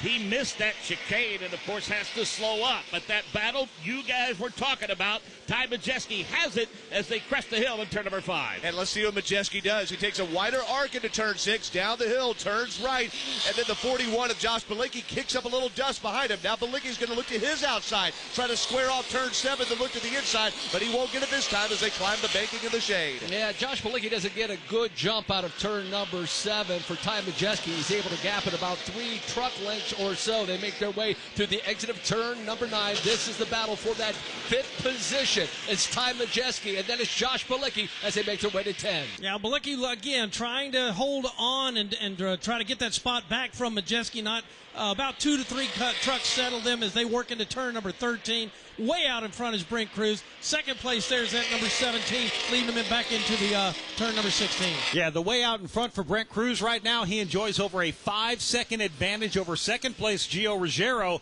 But Gio Ruggiero in just 1 lap all of a sudden is going to get nervous. He's got Connor Zilic right on his tailgate into the infield. Both of them hard on the brakes into the left-hander of turn number 1. Zilic has got it down to about 2 truck lengths. Ruggiero's car dances a little bit at the top of turn number 2. Now down to the short little straightaway. Zilic puts the pressure on to turn 3. Ruggiero had a really good run a couple of weeks ago at New Hampshire in the midway stages. He was battling with Perez for the lead, could not hold it through the stage. He's just trying to hold on to second place right now as they exit turn number 5. And Ruggiero's going to go a little bit wide on turn 5, and then he's out of the gas, on the brakes, second gear, down the hill, but Zilic hugs the line even more than he does. Now Zilic is going to charge the corner harder. He's going to look inside and then get right behind him and get right to his tailgate before Ruggiero pulls away first. Yeah, Brent Cruz is already to turn number 9. The battle we're looking at is that battle for that second position. As Gio Ruggiero got a nice run out of turn number 8. We'll call it a 4 truck length advantage, but Connor Zilic is strong and he's coming. We'll see if he can outbreak him through the chicane here in 10. Down through the gearbox they go. Zilic stays right in the tire tracks of Ruggiero as they work their way off of turn number 13, or onto the banking of 13, I should say. It's about 4 car lengths that separate that battle, second and third. Once again, Zilic pressing hard. So at this point, as Cruz comes across the line, 6 laps to go in stage 1. I'm picking up a battle a little bit farther back. Tanner Gray has backed up 6 trucks. Behind him, Rajah Caruth, Connor Mozak, Andre Perez, and the man that's really on the move right now, Daniel Hemrick. He's gotten by Perez. Now he will set his sights on the Tanner Gray machine along with Connor Mozak. Mozak now makes the pass and will now move up right behind Tanner Gray with Hemrick on his tailgate. Yeah, it's a full-fledged traffic jam this time into turn number 1 as Gray leads him out of that first corner. He's got Mozak right behind him. And then that Napa Auto Parts truck started at the back. Daniel Hemrick starting to ease his way to the front, Mark James. Yeah, not easing his way to the front. He is charging his way to the front, picking his spots here through 3 and 4. Looks like he's going to try to make a move on Connor Mozak as they set up for turn number 5. Two big battles in the top 10 as Ruggiero continues to hold off Zillage. They exit turn 7. Down the hill through turn 6. It is Tanner Gray trying to pull away from this log jam of 7 pickup trucks here as they go into turn 7. Oh, Gray spins the tires, locks the brakes. Now the trucks wad into each other, but they all straighten it out, and Gray keeps his spot. And they are all jumbled up as Daniel Hemrick will take advantage of that. He'll be the first to exit turn number 7, trying to gap him from some of those trucks that got in trouble down there in turn number 7. So for Daniel Hemrick, he's back trying to get Mozak. They're calling about a 4th length advantage. It's Bailey Curry trying to get inside Daniel Hemrick. Just about gets it done, but not quite. He has to drop back behind Hemrick now. Hemrick trying to hold on to his position. Gray, meanwhile, leading that group. This group of about 7 different trucks as they exit turn number 13 into number 14 as they work their way back to the chicane. 6 laps to go here at Charlotte Motor Speedway and the Roval. Brent Cruz leads Gio Ruggiero, Connor Zilic, Caden Honeycutt, and Ty Majeski. When we come back, we will take you all the way to the green and white checkered flag and the end of stage number 1 here at Charlotte Motor Speedway in the EcoSave 250. DIYers, ever start a project thinking this'll be quick, only for it to be anything but? We've all been there, and that's why you need Craftsman, DIYers' most trusted brand. Craftsman's V20 battery works across drills, saws, trimmers, mowers, and over 100 other products from the house to the backyard and beyond. No dead stops, no refuels, just grab, swap, and get it done. Because your project might fight back, but your tools shouldn't. Head to craftsman.com to learn more. Craftsman, build on. Looking for weekly motorsports podcasts to stay up to date on what's happening on and off the track? The Motor Racing Network is the place. Hear from NASCAR crew chiefs on MRN Crew Call. All the happenings from regional touring series and local tracks on NASCAR Coast to Coast. Sprint Car Talk on Winged Nation. NASCAR history on MRN Classic Races. And hear from the drivers on NASCAR Live. MRN podcasts available on MRN.com, YouTube, or your favorite podcast platform. Andrew Curlin reports that we've got problems for Lane Riggs, who started this race on the outside pole as the number 2 seed in the round of 8. A broken sway bar, a flat tire. We'll get you an update on that. Today's broadcast brought to you in part by Sunoco. From NASCAR to your car, Sunoco fuels peak performance. From the Roval at Charlotte Motor Speedway, this is the NASCAR Racing Network, home of the tough trucks of NASCAR. You're not going to want to miss tonight's county fair. I'm going to be... We are your window to your community. Did you see the last 5 minutes of that football game last night? Oh, man, I saw the whole thing. And a lifeline to keep you safe when danger is near. Everybody who is listening needs to take cover as soon as they can. This is one of the biggest storms. We are live and local. We are America's broadcasters. Text radio to 52886 and tell Congress you depend on your local radio stations. Message and data rates may apply. You may receive up to 4 messages a month, and you may text stop to stop. This message furnished by the National Association of Broadcasters. Jeff Gordon wins the Daytona 500. Jeff Gordon's rise to one of NASCAR's all-time greatest drivers was one like no other. Relive Jeff Gordon's journey to the NASCAR Hall of Fame with the exclusive MRN podcast, Jeff Gordon, A Colorful Career. 93 Cup Series wins, 4 Cup Series championships, and 3 Daytona 500 wins. A career rivaled by few others. Check out MRN's Jeff Gordon, A Colorful Career on podcast platforms and MRN.com.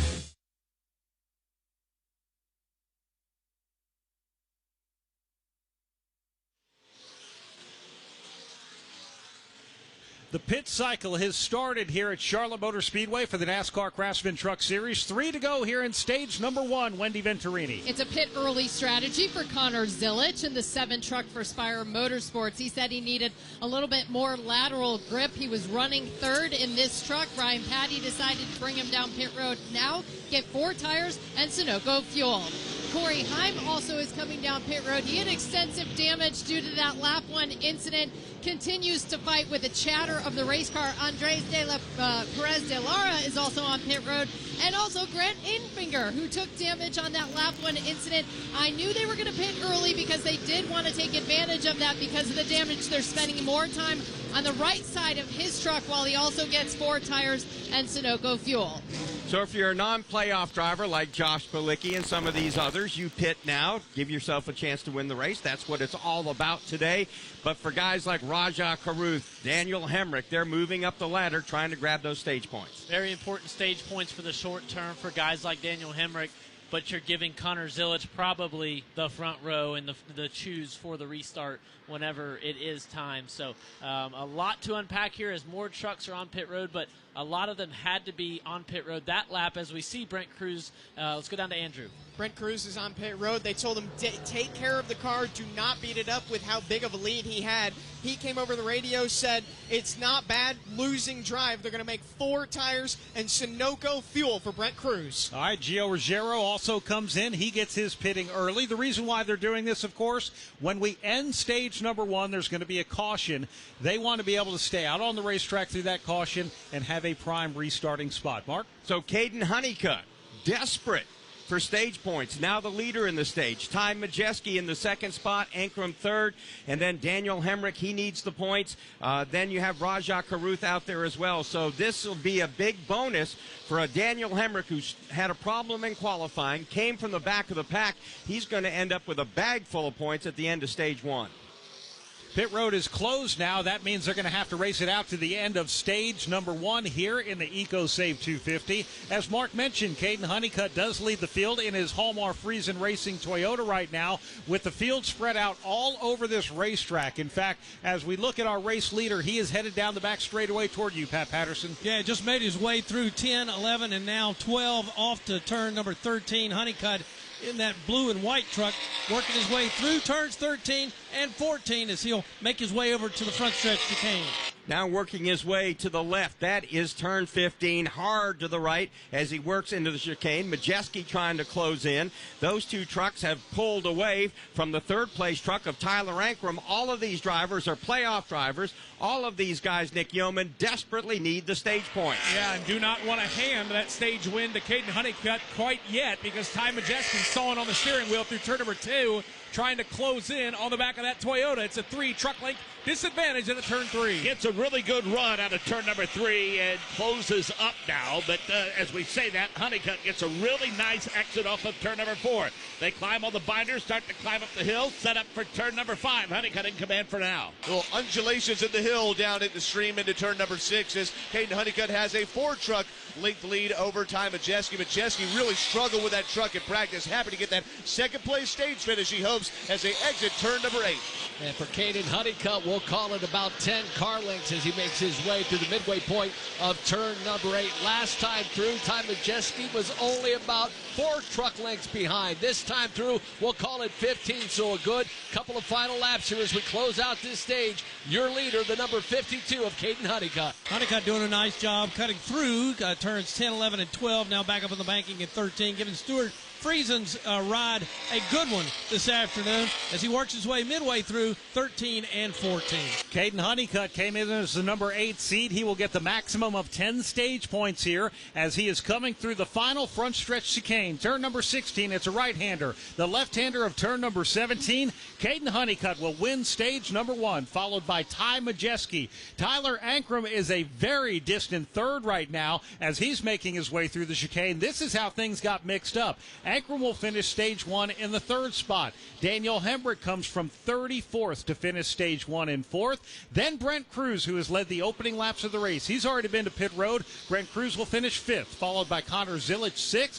7th will be Rajah Caruth. Gio Ruggiero will finish 8th. Corey LaJoie will finish 9th in stage number 1. And Lane Riggs, problems with his truck reported. He will close out stage number 1 in 10th.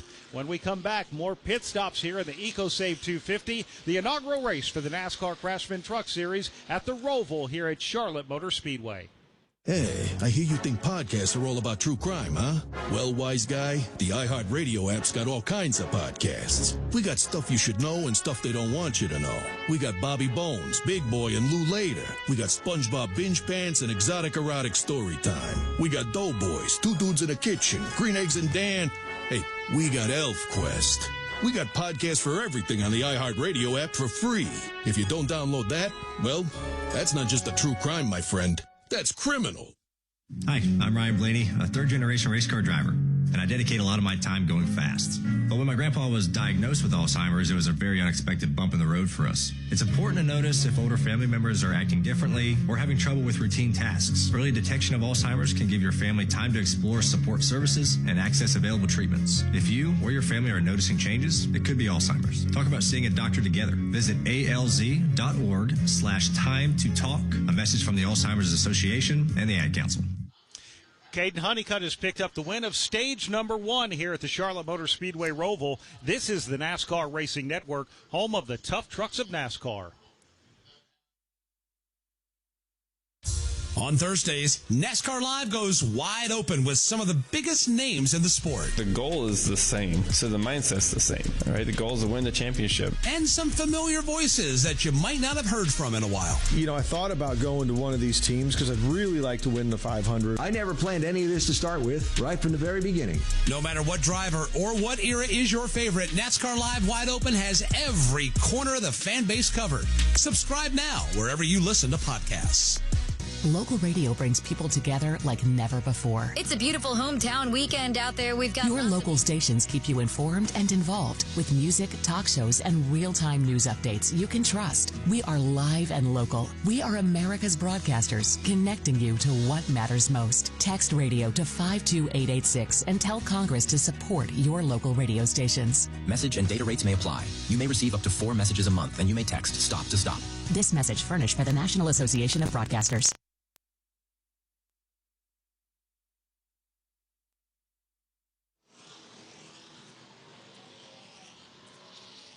We're back at the Roval at Charlotte Motor Speedway. First ever Craftsman Truck Series race on this twisting road course that I think is just dynamite. Because how many road courses on the planet do you get to sit and watch the whole course? None. This is the only one. Marcus Smith had a vision, and he put it into action. A ton of red, white, and blue paint just cover this racetrack all through the infield and out here on the front stretch with the artificial turf grass.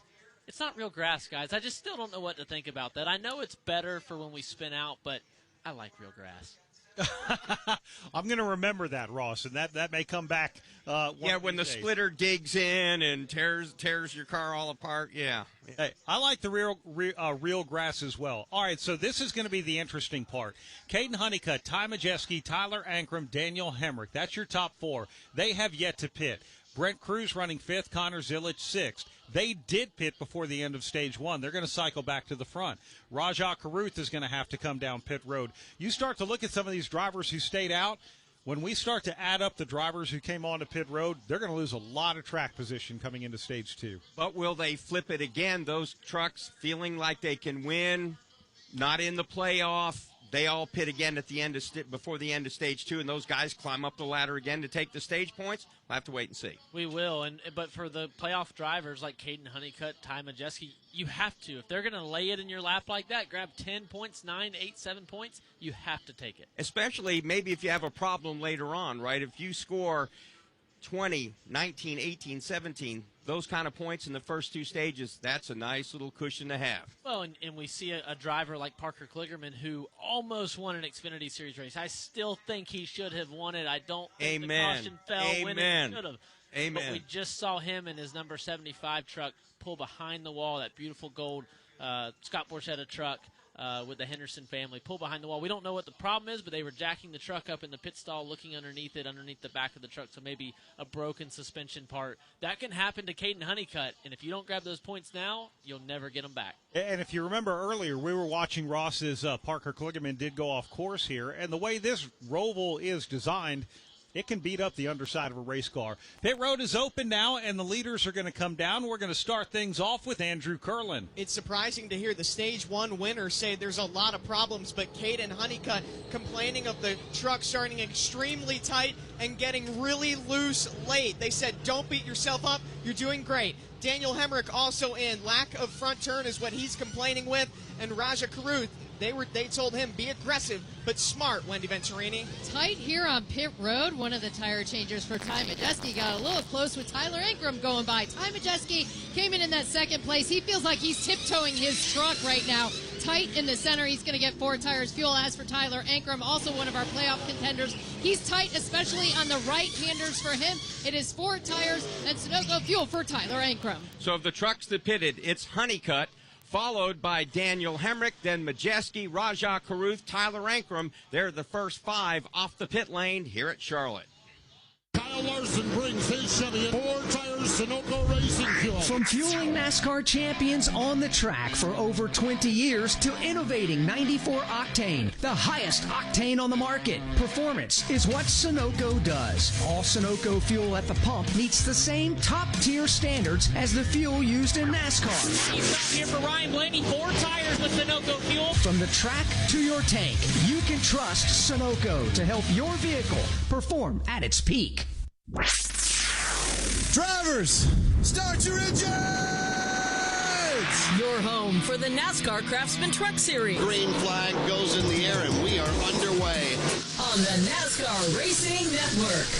2 by 2 by 2. They're about 10 rows deep of double-wide racing. Taylor Gray to the bottom. Nick Sanchez outside, and they're crashing mid-pack. It's the NASCAR Craftsman Truck Series on the NASCAR Racing Network. Coming up, we're going to get into Powerball stage number 2 here at the Charlotte Motor Speedway Roval. Play Powerball and have fun while giving back. Every $2 Powerball ticket supports programs that make your state stronger. Powerball, the official lottery game of NASCAR. From the Roval at Charlotte Motor Speedway, this is the NASCAR Racing Network, home of the tough trucks of NASCAR. Inspiring story. Dale Earnhardt Jr. comes back to the Daytona International Speedway. He will win the Pepsi 400. I'm just a pilot, man. You know, I just want everybody to be happy. I want to do good, and hopefully all of my dad's fans enjoyed this. This for all them. Motor Racing Network's NASCAR Live presents podcast Junior's Journey. Jeff Gordon, a colorful career, 50 years of MRN, the 1993 season, the road to royalty, and more. Search for NASCAR Live on your favorite podcast platform. Hi, I'm Ryan Blaney, a third-generation race car driver, and I dedicate a lot of my time going fast. But when my grandpa was diagnosed with Alzheimer's, it was a very unexpected bump in the road for us. It's important to notice if older family members are acting differently or having trouble with routine tasks. Early detection of Alzheimer's can give your family time to explore support services and access available treatments. If you or your family are noticing changes, it could be Alzheimer's. Talk about seeing a doctor together. Visit alz.org/time to talk. A message from the Alzheimer's Association and the Ad Council.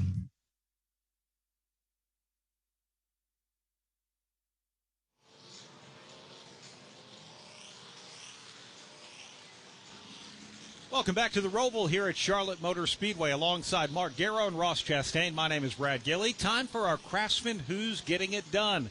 Gentlemen, I will defer to you. Brent Cruz. I mean, he took the lead after contact with the top 3 trucks, and then he stretched it out over the rest of the field.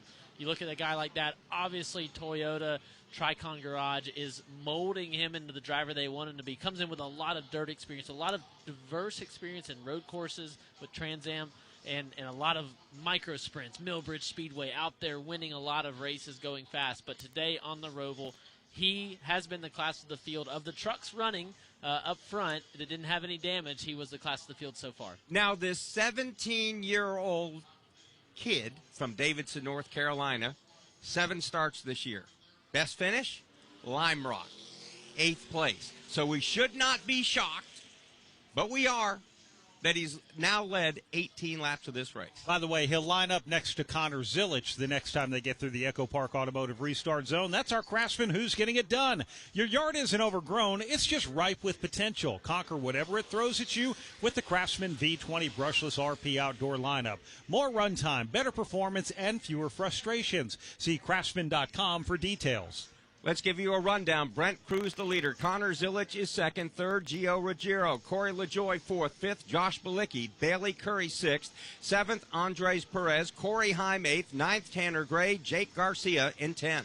11th is Grant Enfinger. Chandler Smith, 12th. 13th is Chris Wright. Tony Breidinger runs 14th. 15th, Caden Honeycutt. 16th, Daniel Hemrick. These are the cars that pitted at the end of the stage and not before. Ty Majeski, 17th. 18th, Rajah Caruth. 19th, Tyler Ankrum. Dawson Sutton runs 20th. Jack Wood, 21st. 22nd, Spencer Boyd. 23rd, Connor Mozak. Will Rogers, 24th.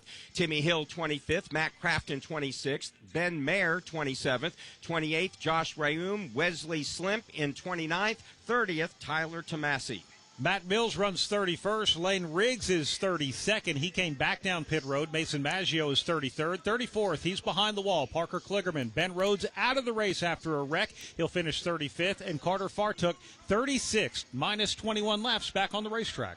So the Toyota Supra pace car with Eric Johnson at the controls, about to hit pit road. NASCAR starter Rich Keeter is now warming up his arm to fire off the green flag once again. And they're in the Echo Park Automotive restart zone. Every car happy owner, Echo Park Automotive. Brent Cruz is the control truck. He starts on the outside as they come back to the front straightaway. A very aggressive Connor Zilic, however, will have to tuck in behind. Then we've got a side-by-side battle between LaJoie and Gio Ruggiero. Yeah, top two spots easily decided. It's Cruz and then the 7 machine of Zilic, but third is not. Corey LaJoie digging on the inside. Gio Ruggiero's got the inside now into turn 3. And they start to sort themselves out a little bit with LaJoie grabbing that third spot. Ruggiero tries to come storming back, pulls right up beneath him at the exit of turn number 4. Then Josh Bilicki trying to keep pace with that battle. He does so now. That's a 3-truck battle as they press the hill in turn 5. And those youngsters in the top 2, Brent Cruz and Connor Zilic, loving these guys racing behind him. But let's look at that battle for third. LaJoie charges the corner hard against the inside line. Ruggiero gives him a little tap in the rear of the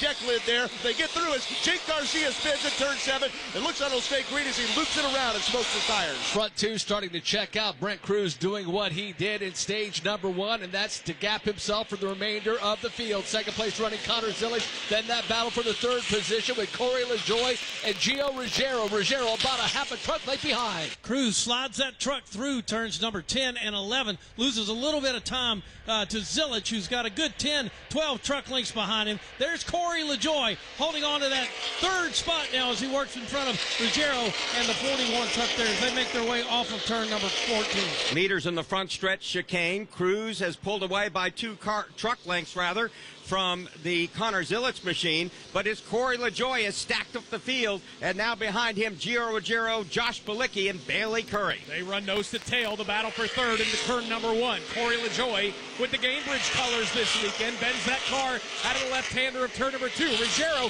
takes a peek to the inside of the entrance of 3. And it really tightens up now as Ruggiero gets to the inside. They go side by side. They really lean on one another. It's a drag race off of turn number 4. They stay side by side. Ruggiero sneaks in front now at the exit of turn number 5. But he swings wide of turn 5 there, going aggressively, has to get back in line, and LaJoie is going to recoil again. It's the Truck Series rookie Ruggiero. It's Corey LaJoie, the former Cup Series veteran, and to his inside, Josh Bilicki makes a move at turn 7.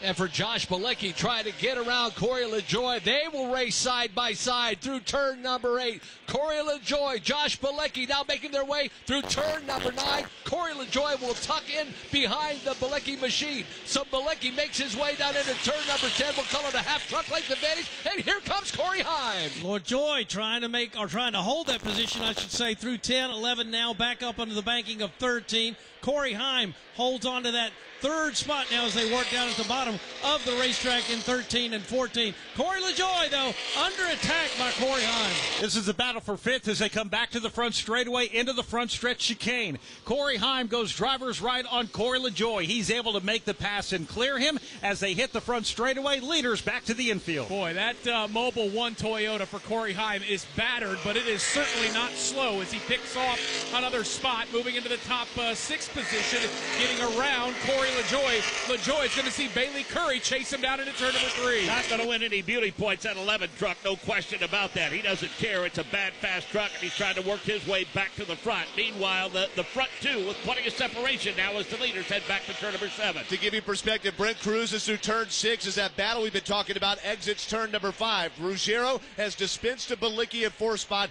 Then it's Corey Heim at 5th as Corey LaJoie, who like Heim came from the back of this race, is charging right behind, misses a corner in 7th with Bailey Curry to his inside. And for Ruggiero, about a 4 truck length advantage as they make their way through turn number 8 now, but Brent Cruz is checked out. About a 2-second advantage over that second place running Connor Zillage truck. Then it's the third place running Ruggiero. Right behind him, Josh Balicki trying to make up some ground. Balicki now working his way into turn number 11, back to the left, back to the left, back to the right now. They climb the banking, long way from first to second, a long way back to the 3rd spot as well. Josh Balicki trying to hold on there as he's got a mirror full of Zillage. Just moments ago, Dawson Sutton Ross had no chance to make turn 16 and 17, destroyed the turn 17 sign, and must have hit a water barrier too.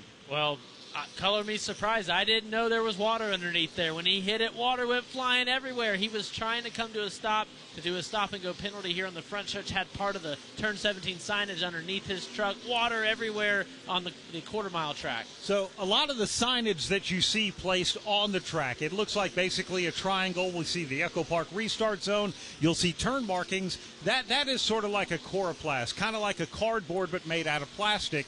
Well, they have to set them down somehow. They have to keep them from blowing away. You can't put a cinder block underneath them because that would just destroy a race car. You probably don't want to put a sandbag there. That would also destroy a race car, not to mention make a mess.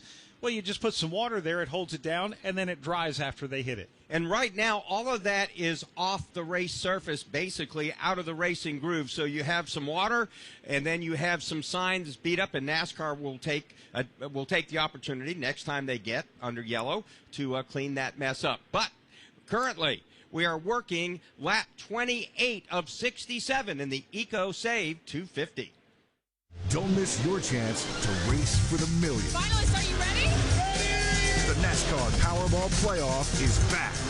Enter now to win a VIP trip to the NASCAR Cup Series Championship race at the Phoenix Raceway, where you could take home $1 million. The winner is contestant number 2. The race for the million is on. It feels amazing. Powerball, the official lottery game of NASCAR. Home to the NASCAR Powerball Playoff. Don't risk losing the trusted news, traffic, sports, and weather you get from AM radio stations. It's time to make your voice heard. We need Congress to pass the AM Radio for Every Vehicle Act to keep AM radio in cars. When internet and cell services are out, AM could be your only lifeline. Text AM to 39179 and tell Congress to pass this critical legislation now. The message and data rates may apply. You may receive up to 4 messages a month, and you may text STOP to stop. This message furnished by the National Association of Broadcasters. We were just talking about water holding down some of the signage on the racetrack here on the Charlotte Motor Speedway Roval, and Ross Chastain might have a better idea for the rest of the weekend.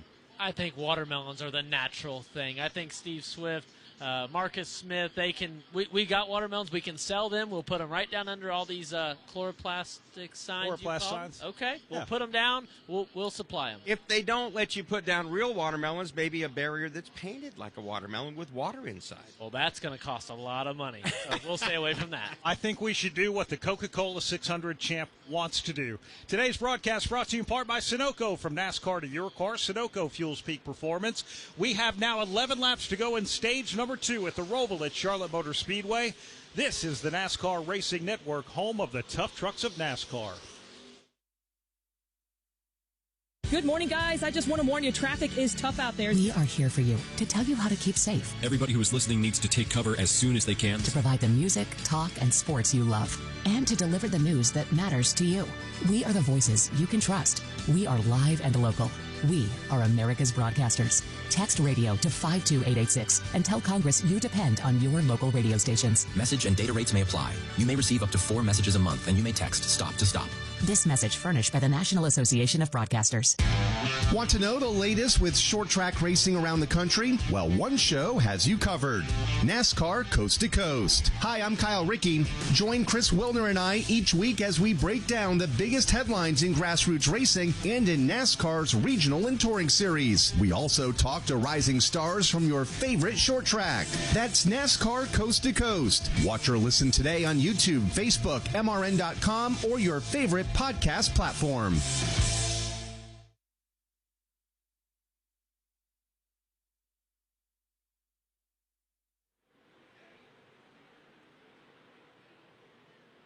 Welcome back to the EcoSave 250, the inaugural race for the NASCAR Craftsman Truck Series here at the Roval at Charlotte Motor Speedway.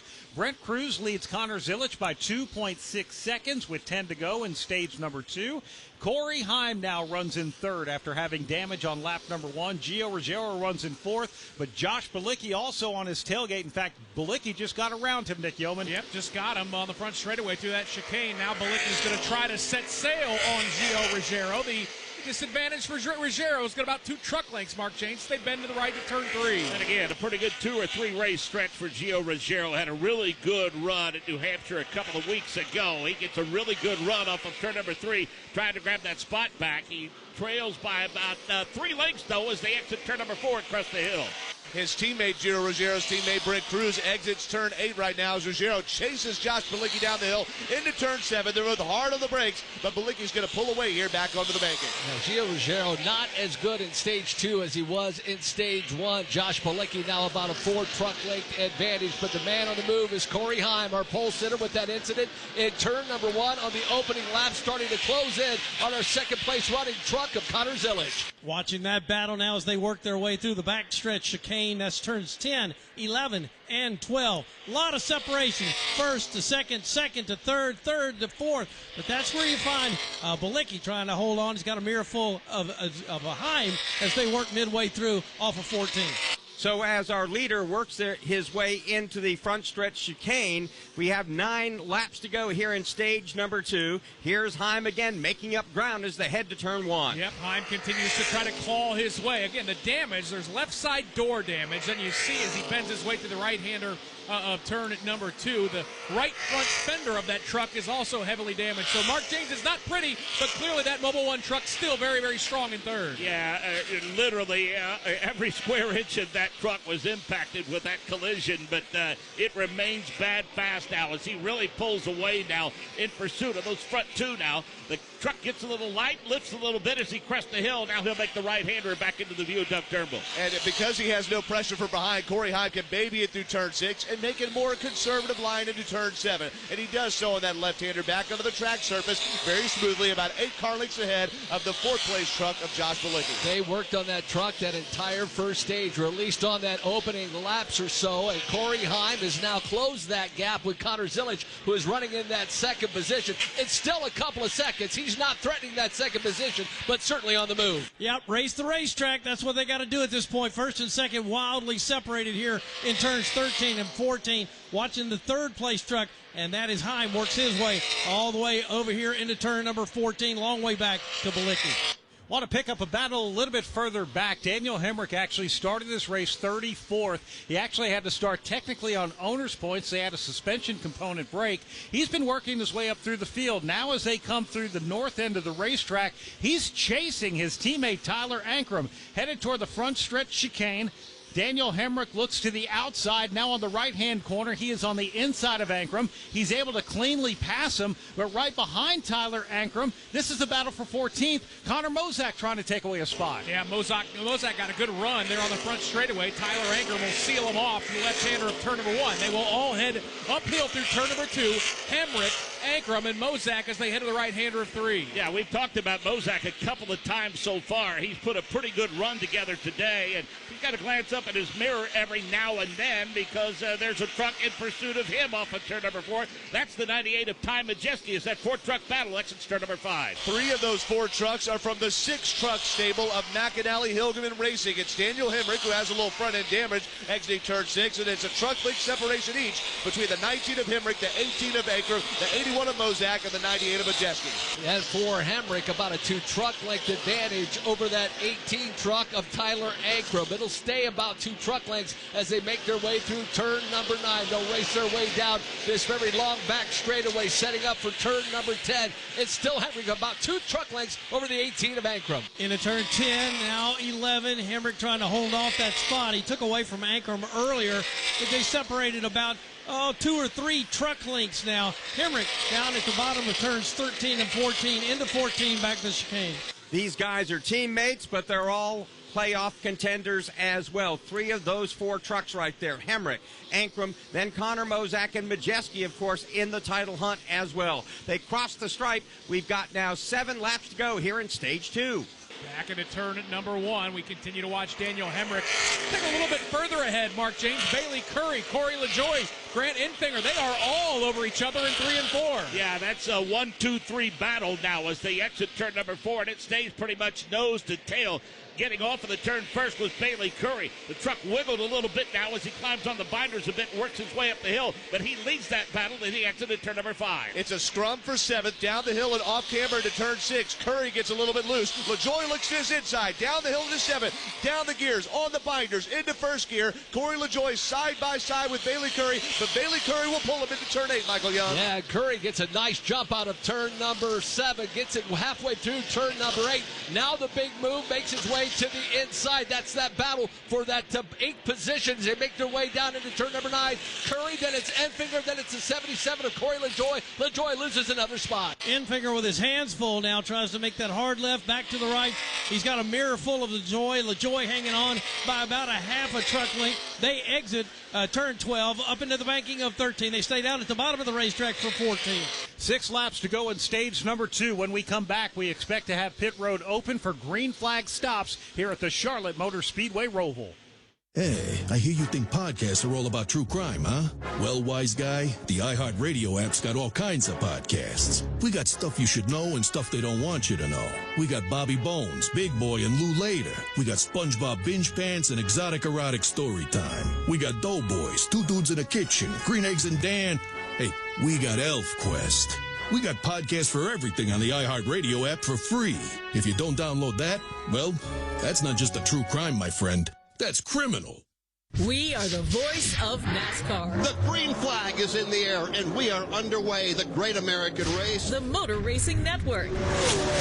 NASCAR Cup, Xfinity, and Craftsman Truck Series Racing live on your hometown radio station and MRN or NASCAR.com. Martinsville, Talladega, the Chicago Street Course. We have the side-by-side action and last lap passes for the win. Photo finishes, Ryan Blaney will win. The voice of NASCAR, the Motor Racing Network. From the Roval at Charlotte Motor Speedway, this is the NASCAR Racing Network, home of the tough trucks of NASCAR. Hey, I hear you think podcasts are all about true crime, huh? Well, wise guy, the iHeartRadio app's got all kinds of podcasts. We got stuff you should know and stuff they don't want you to know.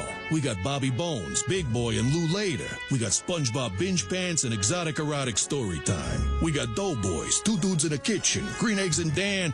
Hey, we got Elf Quest. We got podcasts for everything on the iHeartRadio app for free. If you don't download that, well, that's not just a true crime, my friend. That's criminal. Don't miss a moment of the NASCAR season. Chastain drove it and never lifted. Put it against the safer barrier and all the way around the turn. Passes Denny Hamlin. Check out the Motor Racing Network's coverage of the NASCAR Craftsman Truck Series, the NASCAR Xfinity Series, and the NASCAR Cup Series on hundreds of local radio stations around the country. Find your local station by going to MRN.com to catch the excitement of NASCAR on the Motor Racing Network, the voice of NASCAR.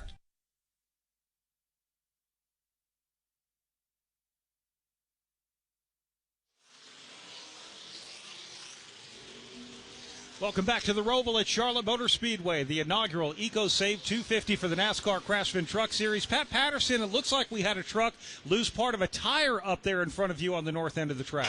Yeah, that's Carter Fartuk's car, or truck, I should say, the number 2. They've got that truck down in, that tire carcass is just below the blue and white line that goes around turns 13 and 14. Don't know if they'll throw a caution for that or not, Brad, but there is debris down at the bottom of the racetrack. Interesting to see what happened. We've got a little debris on the front stretch. That's from actually where Dawson Sutton hit one of the signs on the racetrack. Now we have a tire carcass on the racetrack, and we have pit road open. Gio Ruggiero is the first one with 4 laps to go here in stage number 2, and we'll get the updates on that, and let's go down to Andrew Curlin. Gio Ruggiero pitting from the 5th position. He said the car wants to step out late, so they're going to make an adjustment on him. He's just trying to stay out of trouble this race and is doing a good job of that so far. Thank you very much, Andrew Curland. And this is a little bit earlier, maybe a lap or two early, Mark, from what we would expect for the people who are trying to flip the stage here. Connor Mozak in as well. But I think, guys, that they saw that tire carcass come off. The flag man had the yellow flag rolled in his hand and was holding it. He just put it back in its holder down in the flag stand out of his hand. Wow, so we are going to stay green. We've got 4 laps to go. Brent Cruz, a 6.7-second advantage over Connor Zilic as we pause 10 seconds for station identification on the NASCAR Racing Network.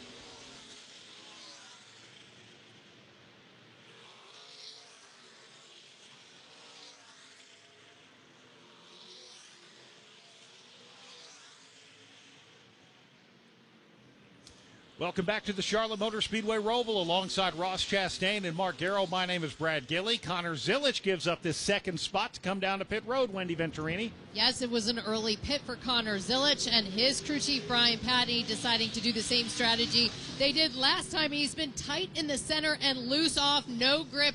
It is going to be an adjustment in that truck, 4 tires and Sunoco fuel for Connor Zilic. Andrew Curlin. Josh Bilicki is also in. They were keeping him posted on speed, and they were really thrilled with his lap times. He was in for 4 tires in Sunoco fuel.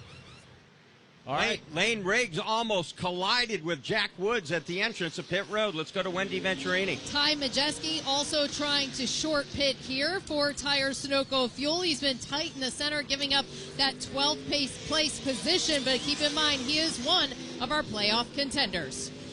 So Lane Riggs is on pit road.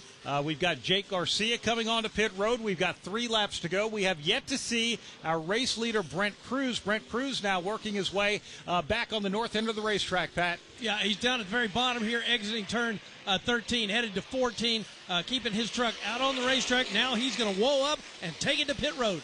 So as he did in stage number 1, leading the race, 17-year-old Brent Cruz will give up the lead as we go down to Andrew Curlin. Brent Cruz coming into his pit stop now. He is currently pitting from the lead. He said, do whatever you need to do to keep us aggressive in the race. That's part of the strategy, but he was complaining about the pit crew being slow, a little slow on the left front as Brent Cruz is still here on pit road, Wendy. Corey Heim had moved up to the 3rd place position. That's crazy after that lap 1 incident, which put him deep in the field with damage all around his race truck. He has raced his way back up to the front, and they just told him a few laps ago, you absolutely can race them for a win here. We've put ourselves back in position.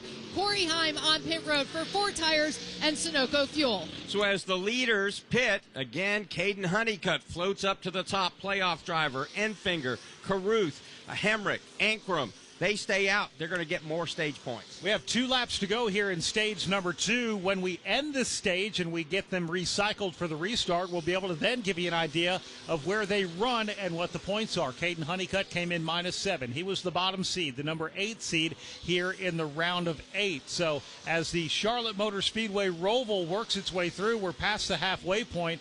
Here comes race leader Caden Honeycutt and a whole host of drivers working their way around this racetrack here in the final couple laps here in stage number 2 before that green and white checkered flag comes in. In fact, the race leader Honeycutt now hits the north end of the racetrack in front of Pat. Yeah, watching him down, he's all by himself right now as he exits turn 13, 14. Here's Honeycutt working his way back over to 15. So Honeycutt now working his way into the front straightaway chicane. Grant Enfinger running in the 2nd spot is about a half a mile back, and we've got just 1 lap to go in this stage as the leader works back to 1. Yep, 22-year-old from Willow Park, Texas, on the brakes, left-hander of turn number 1, now crests the hill of turn number 2. Boy, the day glow orange number on that car shines here on that Queen City sunshine on a beautiful Friday. Caden Honeycutt back into turn 3. Yeah, you can pick it out from a long way away, Nick. He climbs on the binders. He gets the right side across the rumble strips and now takes that wide arc off of turn number 4. He stays to the high side. Now cuts back to the inside as he starts to climb the hill. Slips around with the rear end ever so slightly now to set up at turn number 5. And let's remember, Caden Honeycutt drove the 45 truck for Nice Motorsports most of this year as he enters turn number 7. Made that switch after Stuart Friesen got hurt, and here he is in the playoffs, about to win another stage here on the Charlotte Roval, Michael Young. That Halmer International Toyota doing a fantastic job again in stage number 2. These valuable stage points for Caden Honeycutt as he makes his way through turn number 9, now sets up for turn number 10. Grant Enfinger, who is running in that second position, just now exiting 9. Honeycutt having an excellent Friday afternoon, working his way through 10, 11, and 12 now. That is the backstretch chicane here at the Roval. Works his way up into turn number 13. Keeps the truck down at the bottom of the racetrack. Here comes Caden Honeycutt exiting 14. Caden Honeycutt's going to hit the front straightaway. He will win his second stage of the season and the second stage today here in the EcoSave 250. Caden Honeycutt wins stage number 2 as he crosses the start-finish line in his Toyota. Grant Enfinger now coming through the front stretch chicane. He's going to finish stage 2 in second. Behind him, it is then going to be Rajah Caruth. Daniel Hemrick with some damage on the front of his truck. Then we have Brent Cruz. He's the first truck to have short pitted this stage. He'll finish stage 2 in 5th, followed by Tyler Ankrum, who has yet to pit in this stage. Connor Zilich will finish 7th in stage 2. Then it's Corey Heim, who will finish 8th. Matt Mills will finish 9th. And Will Rogers, Josh Balicki actually got around Will Rogers. Josh Balicki is going to finish 10th in stage number 2, presented by Powerball. Hey guys, Corey LaJoie here. Make sure you catch Stacking Pennies on all the NASCAR platforms each week. We talk to some of our greatest drivers, winners, relevant stories. You never know who's going to show up. Hall of Famers, everything. And you're going to get the best race highlights, the best content, the best scanner audio, the best reactions, and by far the best pit road breakdowns of any other podcast. Corey, where can they hear us? You can find us on NASCAR on Tubi, SiriusXM Channel 90, wherever you find your podcasts, or on YouTube. Go check us out. More than 200 members of Congress are standing up for AM radio listeners. The AM Radio for Every Vehicle Act will keep AM radio in cars, because when cell and internet services are down, this free service could be your only lifeline. Text AM to 39179. Tell Congress to pass this critical legislation now. Message and data rates may apply. You may receive up to 4 messages a month, and you may text STOP to stop. This message furnished by the National Association of Broadcasters. Here at Charlotte Motor Speedway for the Roval in the EcoSave 250, it is the end of stage number 2, won by Caden Honeycutt. From the Roval, this is the NASCAR Racing Network, home of the tough trucks of NASCAR. NASCAR history. Petty wins his 200th career NASCAR victory. Told by the people who made that history. President Reagan was there. He got us on the front page, and we got him in the sports page. It was a good trade-off from that standpoint. Motor Racing Network's NASCAR Live presents podcast The Road to Royalty. Jeff Gordon, A Colorful Career, 50 Years of MRN, the 1993 season, Junior's Journey, and more. Search for NASCAR Live on your favorite podcast platform. After a devastating storm that brings down trees and homes, so many families have nowhere to turn. That's why Samaritan's Purse responds immediately after hurricanes, tornadoes, floods, and fires all across the country.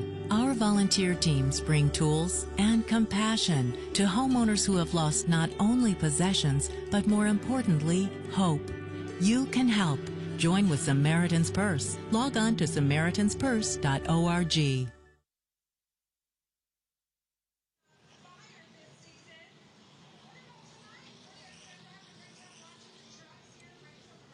Welcome back to the EcoSave 250 here at the Roval at Charlotte Motor Speedway alongside Ross Chastain and Mark Arrow. My name is Brad Gilley. Time for another Craftsman Who's Getting It Done at the end of stage number 2. Mark, Ross picked it in stage 1. How about you? I'm going to go with that driver from Wisconsin, Josh Balicki, man. He started up front. He stayed up front. Heck of a run out of that 41 truck. 4 trucks here with Nice Motorsports this weekend. And at one point, they were running 5th, 6th, and 7th. Now, it did unravel a bit. Josh got up to 4th before short pitting the stage. Andres Perez broke. Something in his truck broke. He's behind the wall, I believe. And Bailey Curry a couple spots behind Josh, but both short pitted. So contact earlier for Matt Mills. So Nice Motorsports, there was a time there where Josh got to fourth, and Andres broke all in the same lap. So probably mixed emotions, but happy to see some speed. And Josh, a renowned road course racer from Wisconsin, like you said, has ran a ton of races in the top 3 series and is, I believe, the only driver running all 3 series here this weekend. Oh, look at that. I like the overachieving from him. And he said, we were together at the Nice Motorsports Fan Day this week up there in Salisbury, and he said, with every passing day this weekend, my chances of success go down.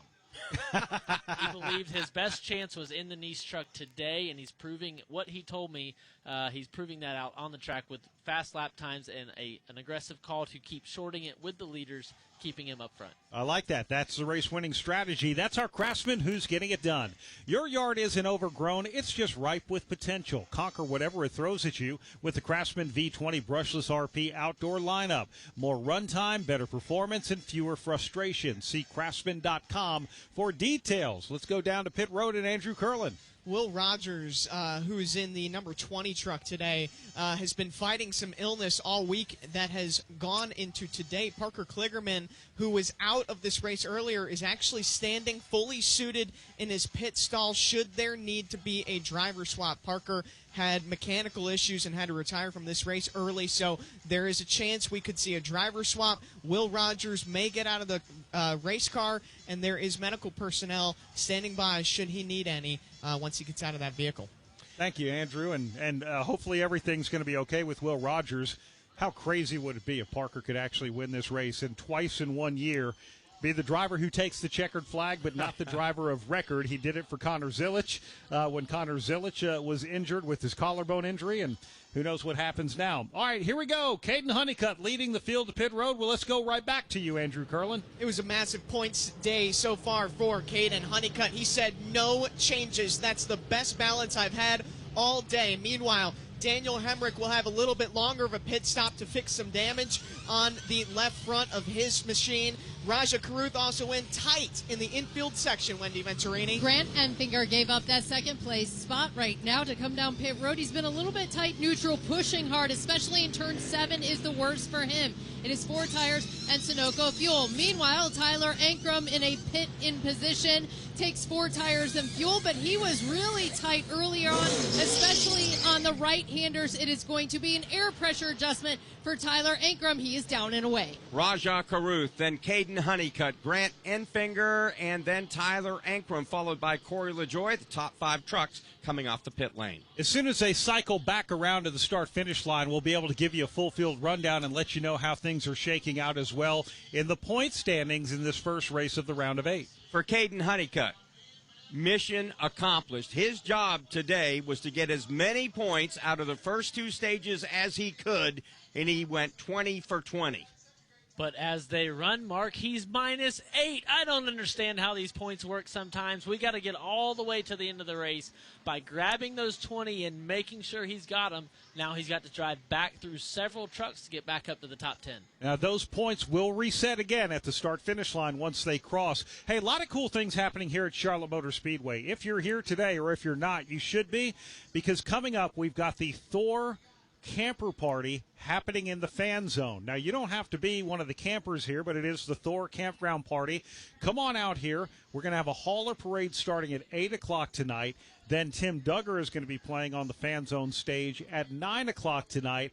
And Thor does this at all the Speedway Motorsports tracks, and it is a lot of fun to come for the campground party. Now, speaking of the fan zone, Ross Chastain, I know on Sunday if I ever look out there and I see the longest line, I go, oh, Ross must be signing autographs at his hauler. So what do you have this weekend? Yeah, like I've told y'all before, our Cruisin' group, Cruisin' Sports, our merch, at-track merch group with the big semi, right? You see the line of semis. Well, we partnered with Cruisin' at Trackhouse, and I've got my own hauler, and we'll be out there at 10:55 on Sunday. Everything's always on a 5. I can't ever get them just line it up on the hour or on the half hour, but minute by minute as we go, we'll start at the merch hauler. We do some trackside live stuff.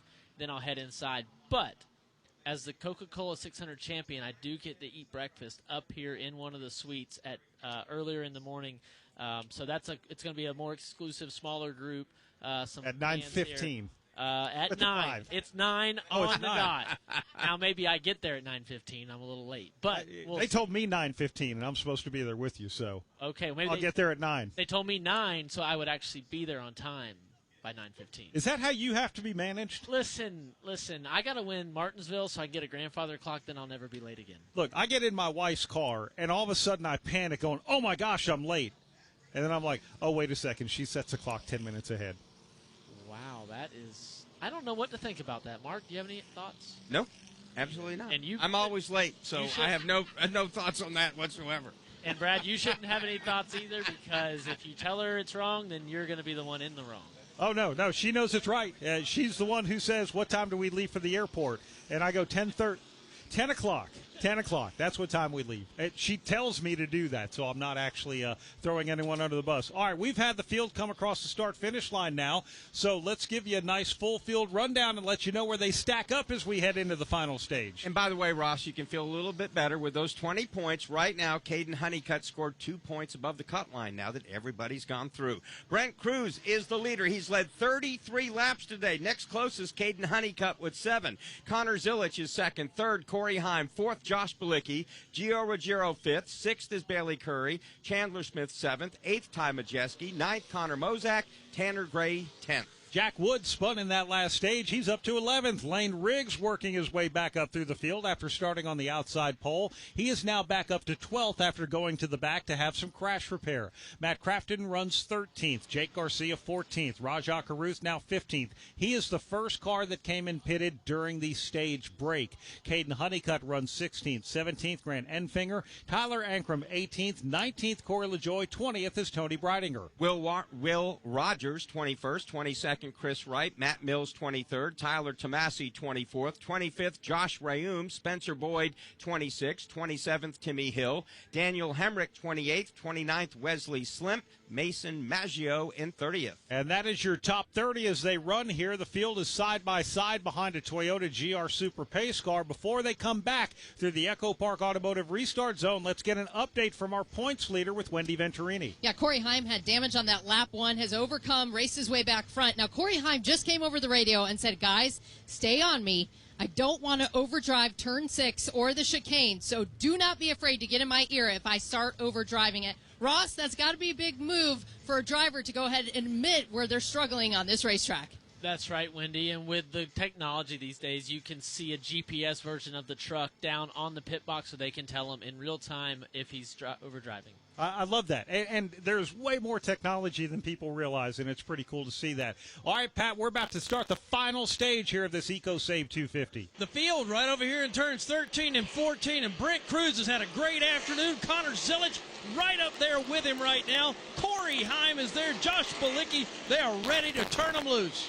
Brent Cruz has dominated this race this afternoon, but can he hold on to get the checkered flag? They're about to enter the Echo Park Automotive Restart Zone. Every car, happy owner, Echo Park Automotive. Green flag is back out. Cruz gets a jump again on Connor Zilich. He'll lead the pack to turn number 1. Zilich will get in line at the entrance of turn number 1 as Brent Cruz charges his way out of that left-hander. Zilich, though, right there on the quarter panel. They're nose to tail as they dive down into turn number 3. As soon as Cruz got to the point, he has been almost unstoppable. He's been able to pull away. He starts to inch away ever so slightly at the exit of turn number 4. Zilich trying to keep pace, but he can't. Although he starts to close back up now as they climb the hill off the right-hander, which is turn number 5. It's fun to watch these road race ringers shape the corners. Brent Cruz down the hill. Zilich squiggles to the inside. Now he looks outside at turn 7, tries to square off the corner at second spot. But Cruz through it as a leader smoothly and trouble in front of me. Josh Balicki tagged by his teammate, 45 of Bailey Curry, and Balicki is there spun out as the field goes by. Brent Cruz about a 3-car length advantage over Connor Zilich. This is the most pressure he has seen this entire afternoon. We'll call it 3 car lengths as they set up for the Cruz has got it handled through 10, 11, and 12. Right behind him is Zilich. Applies the pressure now. Heim looks about 6 truck lengths behind. Here comes Brent Cruz midway through 13 and 14. Once again, pulling away in first. This is the closest challenge that Brent Cruz has had all day, and it's a 4 truck length advantage as they hit the front stretch chicane. Right turn, now a left-hand turn as they hit the start-finish line. Connor Zilich trying to chase down leader Brent Cruz into 1. Pair of teenagers at the front of the field. Brent Cruz just 17 years old. Connor Zilich 19, and then I guess the savvy veteran behind him, Corey Heim, at 23. Those 3-mark chains have streaked away from the rest of the field. Yeah, the 7 and the 11, Zilich and Heim, they're very fast trucks. Problem is, Brett Cruz has been, so much faster. He continues to grow that advantage now. Inches another length as they exit turn number 5.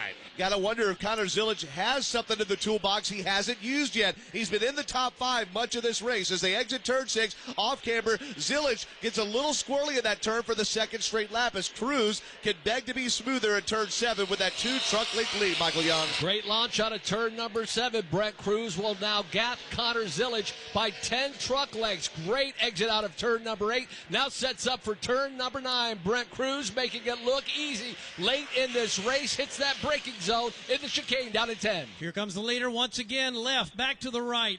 Back to the right again. He moves up onto the banking, and he's got about 7, 8 truck lengths now. Really got a nice separation first and second. The same separation all the way back to third. Then it is a long way back to the 4th spot where everybody runs nose to tail. Cruz again through the front straightaway chicane when he comes across the start-finish line. 21 laps to go. We're watching Bailey Curry. He's got a number of trucks stacked up behind him. Ty Majeski's there.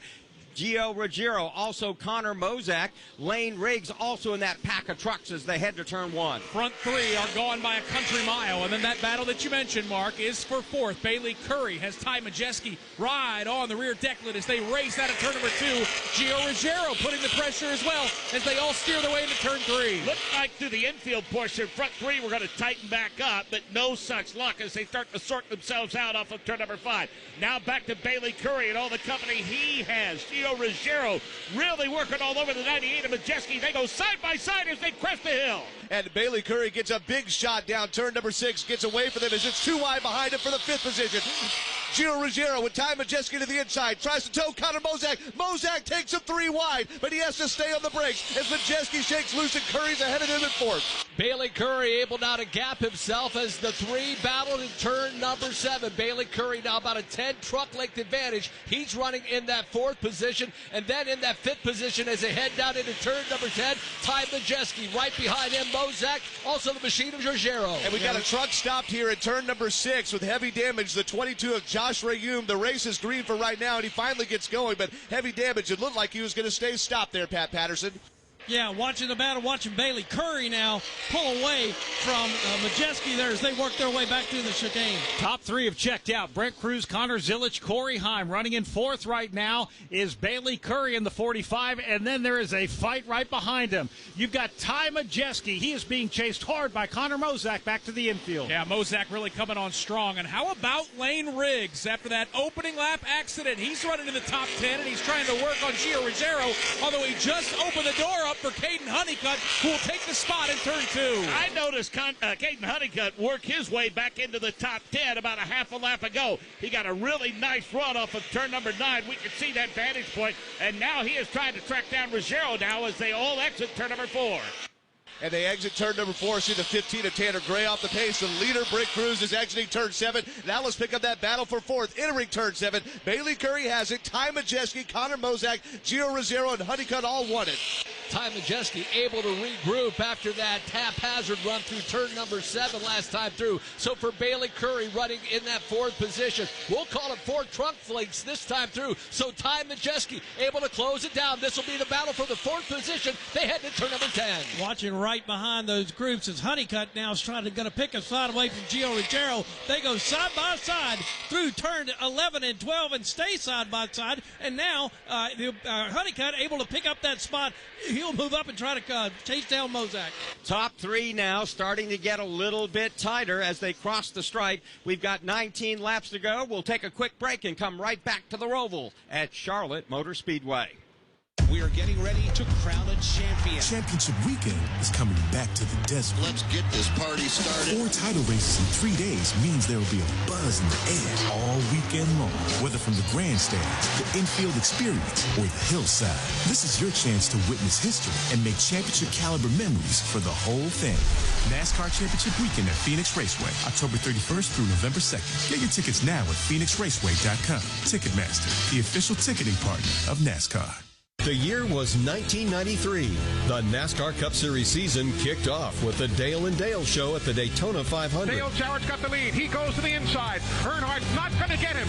Dale Jarrett is going to win the Daytona 500 by SDP. Earnhardt second. The 1993 NASCAR Cup Series season. All the highs and lows. Relive them all on MRN's exclusive podcast, The 1993 Season. Available on podcast platforms and MRN.com.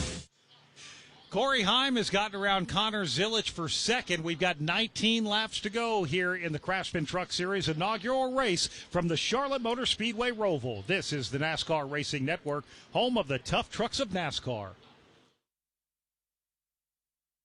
You're not going to want to miss tonight's county fair. I'm going to be... We are your window to your community. Did you see the last 5 minutes of that football game last night? Oh, man, I saw the whole thing. And a lifeline to keep you safe when danger is near. Everybody who is listening needs to take cover as soon as they can. This is one of the biggest storms. We are live and local. We are America's broadcasters. Text radio to 52886 and tell Congress you depend on your local radio stations. Message and data rates may apply. You may receive up to 4 messages a month, and you may text STOP to stop. This message furnished by the National Association of Broadcasters. Jeff Gordon wins the Daytona 500. Jeff Gordon's rise to one of NASCAR's all-time greatest drivers was one like no other. Relive Jeff Gordon's journey to the NASCAR Hall of Fame with the exclusive MRN podcast, Jeff Gordon, A Colorful Career. 93 Cup Series wins, 4 Cup Series championships, and 3 Daytona 500 wins. A career rivaled by few others. Check out MRN's Jeff Gordon, A Colorful Career on podcast platforms and MRN.com.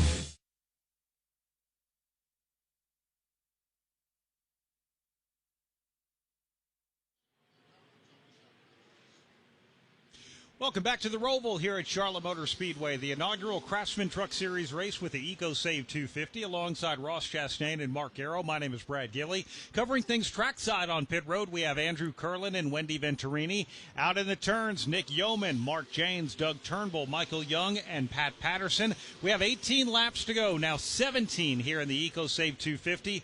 Brent Cruz leading Corey Heim by 3.3 seconds. So if you expected Corey Heim, after passing Connor Zilic, to go, all right, here we go, Heim time, I'm going to go up and grab the lead, Brent Cruz says, how about I put a half second on you in one lap? It's incredible, guys. Brent Cruz today showing what we saw in him in other racing series, but it had not translated here to the Craftsman Truck Series today. He is putting together a full day. Do want to touch on Caden Honeycutt. Remember, he's won both stages at a maximum points for that 52 team, filling in for the injured Stuart Friesen. He's all the way back up to 6th place, the lead truck of the trucks that stayed out and took stage points at the end of stage 2. And as tight as the truck points were coming into this opening round of this playoff round, he is now ranked 3rd in points. He was the number 8 seed at -7. He is now ranked 3rd, currently as they run at +7. In fact, as we take a quick snapshot of the points as they run, you have Corey Heim at +70. +14, that's Lane Riggs. Now you have Caden Honeycutt at +7. Ty Majeski is at +5. -5 is Tyler Ankrum. -7 is Daniel Hemrick. He's dropped just a little bit. And then -12 right now, Rajah Caruth. Grant Enfinger's taken the biggest hit so far today. He's -15, and honestly, Ross, I've been watching that number 9. He's taken a lot of hits today. It's been a rough one for him. He has, but the veteran that Grant Enfinger is, Pa as I call him, he is the elder statesman of the Truck Series, and he is continuing to work his way through this race. He'll have the potential to make up more spots with more guys making mistakes. You know, again, going back to Brent Cruz, right now, is there a danger, Ross? He's only just begun his Craftsman Truck Series career. Is there a danger just pressing too hard right now? He's got a great truck and pushing a little too hard. Is it hard to hold something back, I guess, at this point? Well, this last lap, I'm looking, Corey Heim actually beat him by a considerable amount, over 3/4 of a second. Corey Heim was faster than Brent Cruz, so they are trading massive lap time differences.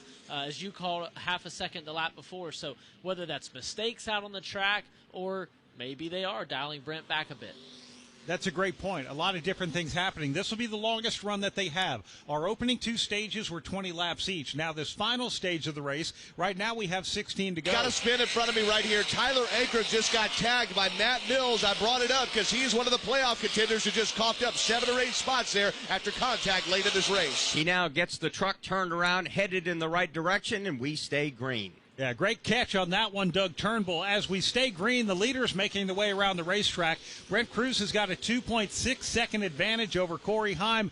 But Nick Yeoman, Connor Zilich is not letting Heim drive away. Yeah, I'm starting to think maybe that second, third place truck may both be faster than Brent Cruz right now because they're starting to inch their way forward. Zilich, though, Mark Jane's hanging right with Heim, about 3 truck lengths behind. Yeah, and it stayed that for about the last 4 laps or so they're running pretty identical lap times. And as Ross Chastain pointed out, they're switching fast lap times with the leader. Still haven't been able to close that gap, though, now as they slide out of turn number 5. Remember that report from Wendy Venturini of Corey Heim asking his team to warn him about turn 6. We've seen several drivers, including Heim, get sideways there. In fact, Heim got that second position because Zilich missed turn 6, and there's a little bit of dirt kicked up on that track, too, Michael Young. Well, that's the first time I've seen Brent Cruz actually see that gap that he's had shrink ever so slightly. Corey Heim has it down. Still a couple of seconds. Not saying that Corey Heim's starting to threaten, but as Brent Cruz makes his way through turn number 10, Corey Heim enters the chicane right now. Yeah, I think Cruz is doing exactly what he needs to do right now, and it sure looks like as he enters the backstretch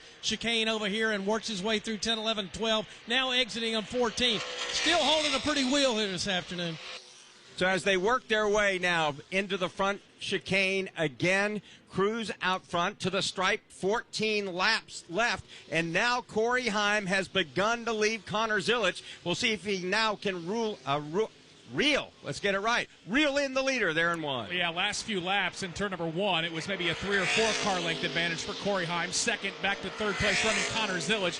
This time, exiting turn number 2, he has opened it up to about 8 truck lengths. So Corey Heim digging deep, Mark, in the closing laps. Yeah, this is the area in which they seem to be able to gain a little bit of momentum and shave some time off of that lead. But as we say that, it starts to open up again. Corey Heim working his way up the hill with Zilich in tow. And you got to think Brent Cruz is playing conservative here. He got well through turn 6 this time, and he just babies it through turn 7, points it straight off the turn there, as Corey Heim's going to have to drive it just a little bit harder to catch his teammate. Starting to wind down, and Brent Cruz, Corey Heim, they are the 2 trucks out front right now as Connor Zilich has really lost touch with that Corey Heim number 11. Brent Cruz makes his way out of turn number 9. Right behind him, Corey Heim from the pole. Corey Heim trying to regroup after that disaster at turn number 1 at the start of the race. Here's the leader one more time through 10, 11, 12, back up on to 13. Right now, if you're wondering out there, there is no lap traffic at all to slow the leader down. Here's Brent Cruz again, back up on the throttle, heading for the front stretch chicane. It'll be 13 laps to go in the race this time by Brent Cruz. Again, just nice and smooth, no pressure from behind, no trucks in front. We should mention Caden Honeycutt has worked his way back up into the top 5 as he had just gotten around Connor Mozak on that last lap. A lot of battling happening on the racetrack, and Ross, we talk about this being the longest run that they're going to see in the day. I'm watching here as they make that right-hander of turn number 16. It's a 90-degree corner. I'm seeing more and more trucks start to smoke their tires on this. How much is it, like exponentially, the way these trucks start to wear out as time goes? I think we're going to have to wash our clothes as soon as we get home, guys. We've got the gentle musk of tire burnt rubber from them sliding their tires as we see playoff contenders Rajah Caruth, Grant Enfinger battling with Bailey Curry, Daniel Hemrick right there as well, all sliding through turn 16. Yes, we're seeing more and more. The shade is creeping its way as the sun starts to set off to the west. These grandstands casting a shadow off turns 14, 15, turn 16 still in the sun, and then we go back into the shade in turn 17. Let's pick up Rajah Caruth. He's got 12th, but Mark Janes, he's got company. Yeah, he does have company, and Enfinger trying to track him down. Daniel Hemrick trying to get himself back into contention. That's a whole gaggle of trucks, Doug Turnbull, as they crest the hill at turn number 5. A lot of bow ties on those trucks, too, as the JBMotorsports teammates make contact outside the top 15. Bailey Curry gets a big whack from Matt Mills into turn number 6. They're in 7 right now. They've made contact already up pit road today as they exit turn 7 and head to you, Michael Young. Rajah Caruth about a 4 truck length advantage over Grant Enfinger. He's holding serve as they make their way through turn number 9. He's trying to close in on that number 13 truck of Garcia. They make their way now through the chicane. They turn hard to the left, back to the right. Once again, working their way through the chicane area of the backstretch here, working their way up into turn number 13. Rajai Caruth up through the gearbox on his HendrickCars.com painted machine, and right behind him is Grant Enfinger. 12 laps to go here at the Roval at Charlotte Motor Speedway. Brent Cruz now enjoys a 3.2-second advantage over Corey Heim, a 6.4-second advantage over Connor Zilic in third. The thrills of NASCAR racing from over 55 years of Motor Racing Network broadcasts. Bobby Allison brings the race car right down in the middle of the track, crosses the start-finish line, and he will win the 24th annual Daytona 500. Bill Elliott wins the Hooters 500. Alan Kulwicki, 1992 champion. MRN Classic Races. And in the whole pack, steaming for the finish line, Dale Earnhardt wins a Winston 500. Find all the classic moments on MRN Classic Races on any podcast platform. NASCAR fans, the time is now to turn your love of racing into free tickets, merchandise, VIP experiences, and much, much more. Rack up fan rewards points by watching races at home, playing fantasy, completing challenges, and visiting tracks. Then redeem your points for epic prizes. You are in the driver's seat. What are you waiting for? Sign up for the free NASCAR Fan Rewards loyalty program today at NASCAR.com/fan-rewards. Today's Restart Zone is brought to you by Echo Park Automotive. Every car, happy owner. From the Roval at Charlotte Motor Speedway, this is the NASCAR Racing Network, home of the tough trucks of NASCAR. On Thursdays, NASCAR Live goes wide open with some of the biggest names in the sport. The goal is the same, so the mindset's the same, all right? The goal is to win the championship. And some familiar voices that you might not have heard from in a while. You know, I thought about going to one of these teams because I'd really like to win the 500. I never planned any of this to start with, right from the very beginning. No matter what driver or what era is your favorite, NASCAR Live Wide Open has every corner of the fan base covered. Subscribe now wherever you listen to podcasts. Local radio brings people together like never before. It's a beautiful hometown weekend out there. We've got your local stations keep you informed and involved with music, talk shows, and real-time news updates you can trust. We are live and local. We are America's broadcasters, connecting you to what matters most. Text radio to 52886 and tell Congress to support your local radio stations. Message and data rates may apply. You may receive up to 4 messages a month, and you may text STOP to STOP. This message furnished by the National Association of Broadcasters.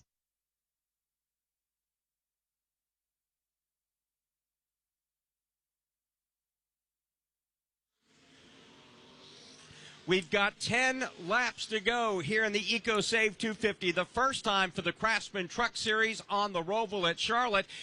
Brent Cruz had a 3.9-second lead, Ross, but he has lost 0.7 of a second on that lap. But I believe that he's managing it. With that amount of a lead, he can manage his stuff. Not locking up a tire, key on this longest run of the race as the shadows continue to come over the turns. Pit road still in full sun as we go down to Andrew Curlin. Yeah, Ross, that's exactly it. It's all about managing it right now in the Brent Cruz camp. They just came over the radio, said, hey, you are doing a great job. If you are losing time, it's in 5, 6, and 7. But overall, do what you're doing. Keep the pace up. So a lot of encouragement from the Brent Cruz camp, but they're still telling him where he's losing the most time to Corey Heim, but that lead seems to be growing. Well, and Andrew commenting on turn 5, we saw our two-time champion, Ben Rhodes, crash there early in the race. It is a very treacherous section. I have done it, and more drivers will continue to do it. So if you're giving up a little bit of time, that's a very high reward area to give it up because it's high risk. If you overstep it, there's a tire pack waiting on you. Let's go around the racetrack and survey our turn announcers. We were talking here on the front straightaway. This front stretch chicane is becoming a little tricky for these drivers as we're seeing a lot of tire lockup. Nick Yeoman, you start the infield section of the Roval here. What are you seeing now? Yeah, the thing I look for, Brad, is they come towards me into the infield, cresting the hill if those cars are getting light, especially later in the run. with some tire wear. As far as the front three that have just streaked past me here over the last couple laps, Cruz, Heim, and Zilich, they all look absolutely planted to the racetrack. So Mark Jane, still plenty of grip for these drivers here in these closing laps. Yeah, we're seeing that through here as well, Nick, and it's just been funny to watch this track evolve over the 8 years that we've been here. The rumble strips at the exit of turn number 4, there was a strip of dirt. That was all grass and dirt initially, and then they widened the asphalt there because they were straddling those rumble strips and really kicking up a lot of dirt and dust. If there's pavement to be found and it makes your truck faster, that's exactly what you're going to do, Doug Turnbull, and that's what they've done in mastering 3, 4, and 5, and it's been pretty much trouble-free today. Not a lot of trouble in my section, though, as we see trucks really struggle to handle, especially down the hill, that off-camber right-hand turn of turn number 6. And just like you mentioned there, I believe in turn 4, Mark, there is dirt being kicked up in that apex of turn number 6, where the drivers are putting their right-side tires in that. We've seen them do that in turn 9 at Coda as well. And so my ears were buzzing as you all talked about managing these corners, because 6 and 7 have been quite a mess today. And also our lead trucks, Michael Young, are starting to get close to lap traffic. Could that be a decider, too? Yeah, that's a good point, Doug, as we make our way to the closing stage of this race. The big thing, I think, the latter portion, these latter laps, is the fact that drivers are starting to get tired. The trucks are starting to get lighter. They set up for this chicane, and you start braking. You brake a little bit too late. We've seen several trucks blow right through this chicane. So you need to keep that concentration high in these closing laps, as our leader, Brett Cruz, has come upon traffic, and he's trying to work his way around as Corey Heim starts to make his way and actually making a threat of this race. Cruz has got problems, and he's got big problems. He's got lap traffic, and he's losing time to Corey Heim as he starts to close it down. Doug Turnbull, it really is getting serious in your end of the racetrack. It certainly is. As he enters turn number 7, starts to square off the corner. He goes under Mason Maggio's truck as Corey Heim negotiates Ben Mayer. They're now exiting onto the oval. We've got a fight for the lead, Michael Young. Brett Cruz makes his way through turn number 8, trying to hold off Corey Heim, picking his way through this lap traffic, trying to do it methodically. Now has the 76er Spencer Boyd to get around. He sets up for turn number 10, but Corey Heim is there. Yeah, that is the traffic, and that is a problem for the leader right now, trying to work his way underneath Spencer Boyd. Boyd will go up the racetrack here. Corey Heim has visibly closed this down. Here comes Cruz, middle of 13, into 14 now. He's got to go, guys. We come back to the front straightaway. It'll be 7 to go this time by here at the Roval at Charlotte Motor Speedway. Brent Cruz able to get around Spencer Boyd. He hits the front stretch chicane. Corey Heim now trying to weave his way through traffic. Still has Spencer Boyd between him and Brent Cruz. Name of the game of dealing with lap traffic on road courses isn't when you catch them, but where. So far, Brent Cruz has picked his way through the traffic. Now Corey Heim, it's his turn to try to get around Spencer Boyd as they go nose to tail. Here comes Heim. He'll take a look to the inside and get around Boyd in 3. Yeah, great point, Nick. And so far, Brett Cruz has caught them in the most advantageous positions. That's not necessarily the case for the driver chasing him down, Corey Heim. Although they have cleared lap traffic for now, Doug Turnbull, as they crest the hill in turn 5. It's about 8 or 9 truck lengths as they pass turn number 6 now between the leader, Brent Cruz, and second place, Corey Heim. Only one lap truck just ahead, the 16 of Chris Wright, as Cruz smoothly exits 7. Heim does the same, and it stays the same gap. And Chris Wright's about 2 seconds ahead of Brent Cruz right now. Corey Heim, we'll call it 15 truck lengths behind. So for Brent Cruz, it's now getting that rhythm back underneath him. But Corey Heim is on the charge. Brent Cruz sets up for turn number 10. Heim about 15 truck lengths behind. Here's the leader now through 10 and 11. Exits turn 12. Up on the banking here in 13. Cruz through the gearbox. Climbs the banking. Actually will stay down at the very bottom of 13 and 14. About 3 to 4 seconds behind is second place. So Brent Cruz working the front stretch chicane through 15, 16, as he works to the right, back to the left. Just 6 laps to go in this race. As he crosses the line, he's coming up on a slower truck. Corey Heim's across the stripe. The gap now is 1.6 seconds. Boy, and he has caught Chris Wright at the worst part of the racetrack. That's turn 1. Wright will stay to the inside. He'll let Cruz streak around to the outside, and Heim as well as they continue to duel back into turn 3. Yeah, Spencer Boyd played nice when everyone was trying to work work their way around him in this very tight, tricky portion of the racetrack, and that's exactly what the slower truck had done there. Chris Wright stayed well out of the way and let the leaders try to track one another down now as they climb the hill toward turn 5. Still 7-8 truck lengths as they go down the hill and throws them into the throat of turn 6. Off camber, but they make it smoothly there. Brent Cruz still has a good lead, but Himes really gained on them there coming into turn 7, but he's got to woe that truck down even more and loses some time exiting the corner. Unless someone really loses pace, there is no lap traffic to worry about. It's down to 2 truck. It's Brent Cruz and it's Corey Heim, our pole sitter. The closing stage of this race, Brent Cruz still about 15 truck lengths ahead of Corey Heim. Heim breaks a little bit later, trying to make up some ground in 10. Cruz cannot make a mistake here through the backstretch chicane. Once again, that's turn 10, 11, and 12. Here comes the leader once again up through the gearbox here in turn number 13 and 14. He can visually see Heim gaining on him as they enter the front stretch chicane. 5 laps to go, this time by hard on the binders. Your race leader, Brent Cruz. He's going to drop it down all the way into first gear. A right-hand turn, a left-hand turn. He'll cross the start-finish line, still being chased by Corey Heim. The gap between the leaders now still 1.6 seconds. Brent Cruz's truck is absolutely pristine. If you joined us late, Corey Heim's truck is not. He was involved in an opening lap accident. Mark James, it looks like he's raced at Martinsville or Bristol. Still digging, though, trying to catch Brent Cruz. It's interesting to note that earlier, before he caught lap traffic, we were saying all Brent Cruz has to do was, hit his marks and stay clean and stay green. No such luxury now. He's got to be up on the wheel a little bit because Corey Heim is coming off in turn number 5. And he wiggles a bit through turn number 6, but woes it down, gets through smoothly, does Brent Cruz. The teenager looking for his first truck win has the driver that's trying to be the first double-digit winner in a season in truck history behind him, that being Corey Heim as they exit turn 7. Brent Cruz trying to remain smooth in these closing laps here at the Roval at Charlotte. About 15 car lengths over Corey Heim as they make their way through turn number 9. We see the machine of Brent Cruz make his way to 10. Actually, that time through, Pat, I think he gained a truck length or so. Might have gained a little bit. Here's the leader once again, exiting turn 12. 13 is ahead. Up through the gearbox he goes. Bright orange and white truck now leading that damaged truck of Corey Heim midway through 13 and 14, now back to the front stretch. When they work their way back to the start-finish line, only 4 laps to go in the EcoSafe 250. Here is Cruz making his way through the left chicane. He's across the stripe. Now here's Corey Heim. The gap, as we look at it again, 1.9. It's grown that last time around. But there is no doubt that if Brent Cruz looks up in the rearview mirror, especially exiting turn 2 and 3 here, he can see Corey Heim. Again, Heim not close enough to show him a fender, but certainly make him sweat, Mark, in these closing laps. I think the pressure comes for this kid in these very, very tricky braking zones, and so far he's handled them like a veteran.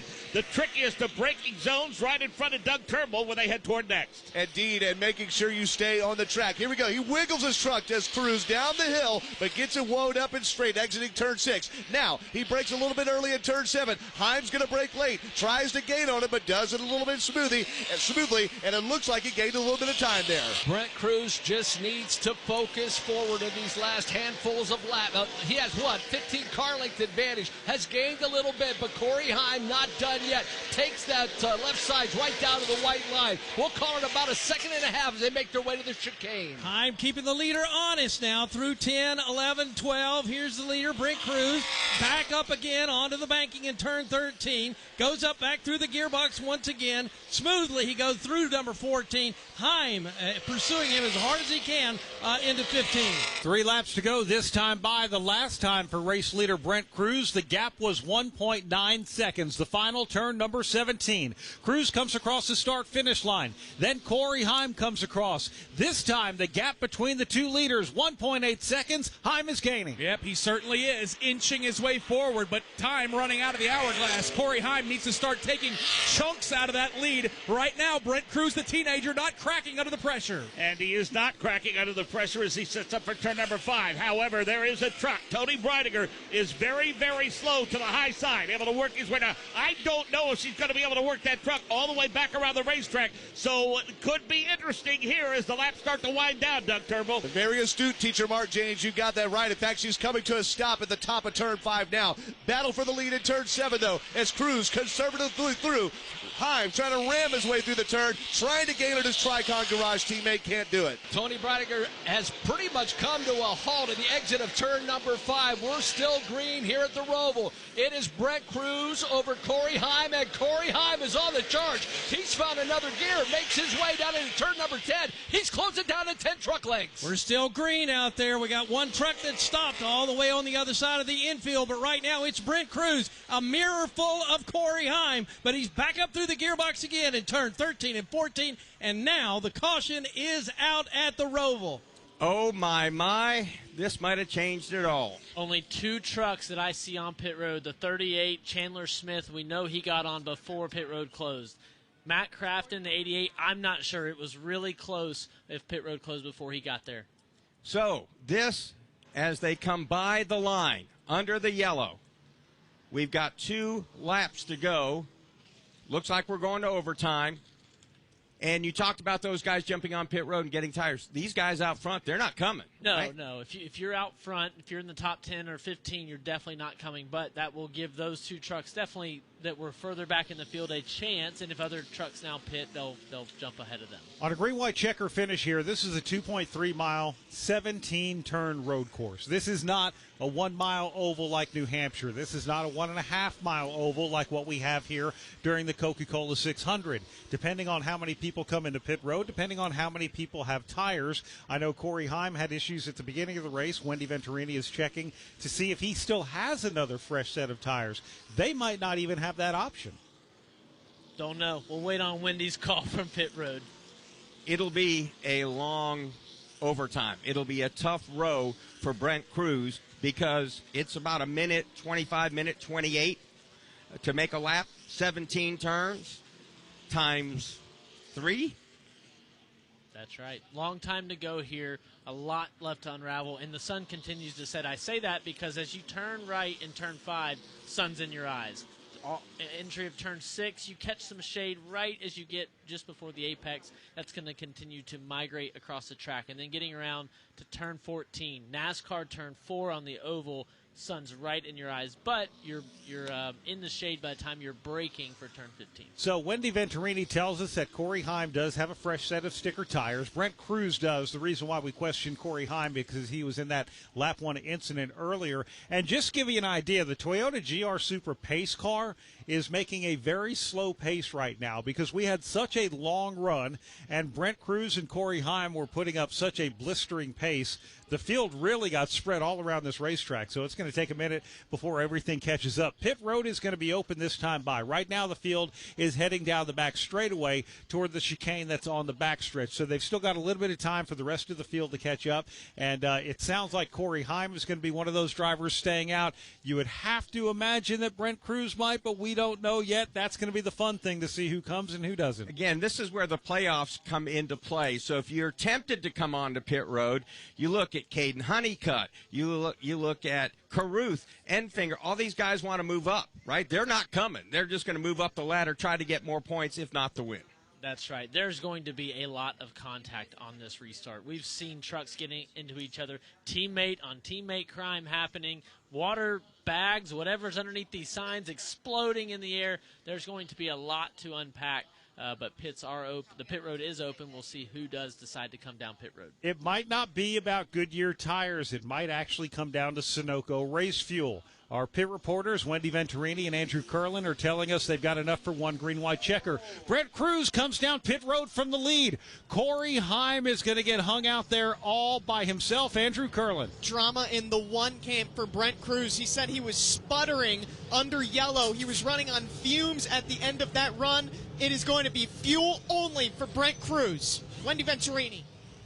Connor Zilich does come in, but he's going to take 4 fresh tires with Sunoco fuel. Also, Ty Majeski is also down pit road for 4 tires and fuel. Tyler Ankrum, one of our playoff contenders, also choosing to come down pit road for 4 fresh tires and Sunoco fuel. Now, we do know that Corey Heim got hung out there by himself. I believe he has enough fuel for one more green-white Trekkard, but they did tell him to save fuel, Andrew Curlin. Yeah, Brent Cruz, they actually opted to change tires while they're at it fueling the car. So Brent Cruz did end up taking 4 tires. Let's see if he can make a late race charge and salvage this race and possibly come back to win, guys. Crafton, Zilich, Majeski, Cruz. First 4 off the pit lane, followed by Honeycutt, Caruth, Ruggiero, and then Hemrick. So Brent Cruz has lost some track position now among some cars, trucks that pitted with him on pit road, as well, of course, of Corey Heim staying out. Matt Crafton, a lap down. He pitted right before before this caution came out. He was pitting with the leaders as a lap down truck. But, yes, a lot of chaos. Had a tire come off of Corey LaJoie's 77 truck, roll into Gio Ruggiero's pit crew after Gio had left. Luckily, Corey was able to back up and get that tire reaffixed. But, yes, a lot of chaos right there on pit road, guys. Once they come back around, we're going to let you know how things shake out because Corey Heim stayed out. But we're going to look at the other trucks that might have stayed out. It looks like Lane Riggs might be one of those, but we have to wait for them to all cross the start-finish line. They've not done that yet. Only some crossed on pit road, and some didn't with other trucks passing them. I'm going to guess 10 or 11. Yeah, maybe a few less. I see Connor Mozak as well as Lane Riggs, like you mentioned, Brad. And then from there, yes, it's a jumbled mess with lap-down trucks. Spencer Boyd gets the free pass. He'll be back on the lead lap as they finally push Tony Breidinger's truck back to pit road, the cause of our caution. So what will fresh tires mean right now? It will not be Heim time. I don't believe. I believe the hourglass has ran out on that 11 truck today. There's not enough trucks, I don't believe, with only a few behind them. It looks like actually Connor Zilich will be the first truck, I believe, on fresh tires, if I have that right, looking back there into the backstretch chicane. But, again, we will wait to see as they all cycle around. This is going to be amazing. Inaugural race for the NASCAR Craftsman Truck Series. Brent Cruz looked like he was on his way to cruise to his first career victory in this series. Now he's going to have to do something else. But this caution, as much as we all thought it was a heartbreaker for him, he was out of gas. He had no Sunoco fuel. He was sputtering on the caution. This was could be a race-saving caution for Brent Cruz if he can work his way through the traffic. And it looks like, too, this is a second chance for Ty Majeski. They had a great pit stop, got him off the pit lane. He'll be among the leaders on fresh tires as well. That's right. You've got Caden Honeycutt out there, double stage winner, first 2 stages of his career, right? Kid from Texas, dirt racer, not a road course racer. So for Caden Honeycutt, running up inside the top 10, was running in the top 5 before this caution. A great points day so far, but you have to get to the end if you think you're going to keep moving on to these playoffs. Got bad news for Caden Honeycutt. Oh, no. Too fast exiting pit road. He's going to have to go to the back. So here's how they're lining up right now. Corey Heim will start as the control car through the Echo Park Automotive restart zone. Connor Mozak has not come into pit. Lane Riggs did not pit. Chandler Smith did not pit. The top 4, presumably the first 2 rows. 5th will be Connor Zilich, the first one on tires. 6th will be Ty Majeski. Brent Cruz, who has led the bulk of this race, he's led 56 of the 70 laps here today. He's going to restart 7th. Then Rajah Caruth 8th, Caden Honeycutt 9th, Gio Ruggiero 10th. The rest of our top 15, Daniel Hemrick, Josh Berlicki, Grant Enfinger, Tyler Ankrum, and Bailey Curry. Tough for Caden Honeycutt. Just a tough thing for Caden Honeycutt when it all comes to everything that's gone on here. All right, Ross, you're Brent Cruz. You're lining up 7th. You got fresh tires, but you got some guys ahead of you that have fresh tires as well. What happens? What do you think? Well, hopefully your crew chief is giving you all this information. So as I look at the board here, Corey Heim, Connor Mozak, Lane Riggs, the top 3, last pitted a long time ago. They've got old tires and a little amount of fuel left. They're trying to make it to the end. In 4th, Chandler Smith, he pitted under green right before the caution came out. The caution came out for Tony Breidinger while he was on pit road, so he got to restart ahead of all the trucks that pitted under caution. So the 38, Chandler Smith, has not been competitive today. Now he gets to restart on the 2nd row. Then you've got Connor Zillich, Ty Majeski, and Brent Cruz. So hopefully that number 1 team is telling Brent all of that. Right, you've got 3 trucks on old tires and 3 trucks on new tires right in front of you. So they've made a choose. Michael Young, can you help us out and tell us who chose where? Well, they're making their way off of turn number 9 right now. And I'll say one thing about this day, and Ross has mentioned it many times, the sun is starting to set. And so, too, it's becoming more difficult to see these trucks as they make their way around this course. So on the outside, choosing the outside is Corey Heim. Then Mosak will be on the inside. So, too, will be Chandler Smith. On the outside will be Riggs. And behind them, Ty Majeski. We'll see the machine of Brent Cruz. He'll take to the inside. He'll be in that 4th row. Let's pause 10 seconds for station identification on the NASCAR Racing Network.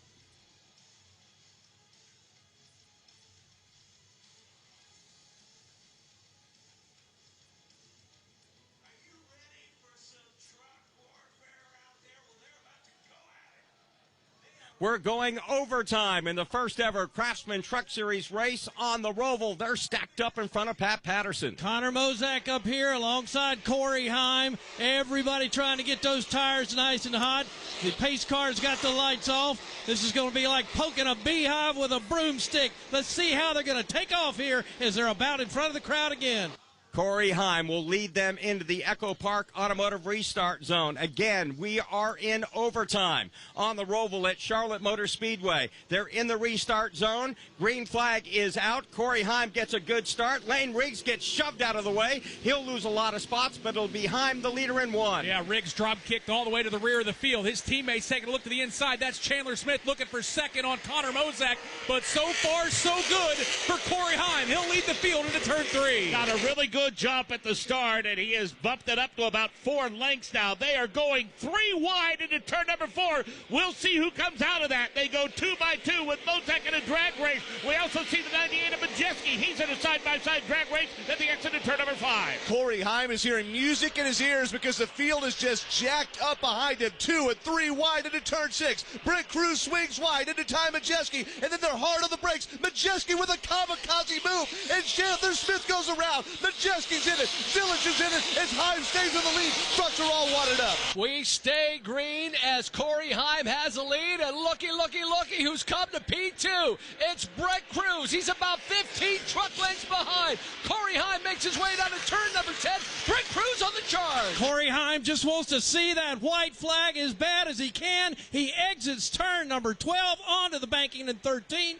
Cruz is hammered down as hard as he can go. He's about 20 car lengths, 20 truck lengths behind. Here comes Corey Heim. Lane Riggs dropping to the back with a broken clutch. Meanwhile, your leader, Corey Heim, takes the front stretch chicane. It is a right turn, a left turn. He sees the white flag. 1 lap to go for race leader Corey Heim. The seas absolutely parted for Brent Cruz. Now he's got to use those good years to run down Corey Heim at the end of this race. Through turn 1 for the final time. Heim bends that steering wheel to the left. The advantage is about 10 truck lengths over Brent Cruz. Was all that slicing and dicing, that 2 and 3 wide, was that enough to give him the advantage that he needs? He's on old tires, but he is on a run. He works his way toward turn number 5 now with the rest of the field trying to keep pace. Brent Cruz trying to track him down. He's closed the gap at the top of the hill. But Brent Cruz has heat for that second position from teammate Gio Ruggiero. They get cleanly through turn 6. Heim just going to baby that truck. The Mobil 1 Toyota through turn 7. Almost comes to a stop, but pulls away. Throttle down there with a checkered flag in sight as contact behind him. It was 1999 when Greg Biffle went 9 wins in a season. Corey Heim has him tied, but may take the all-time win record in the season this time through.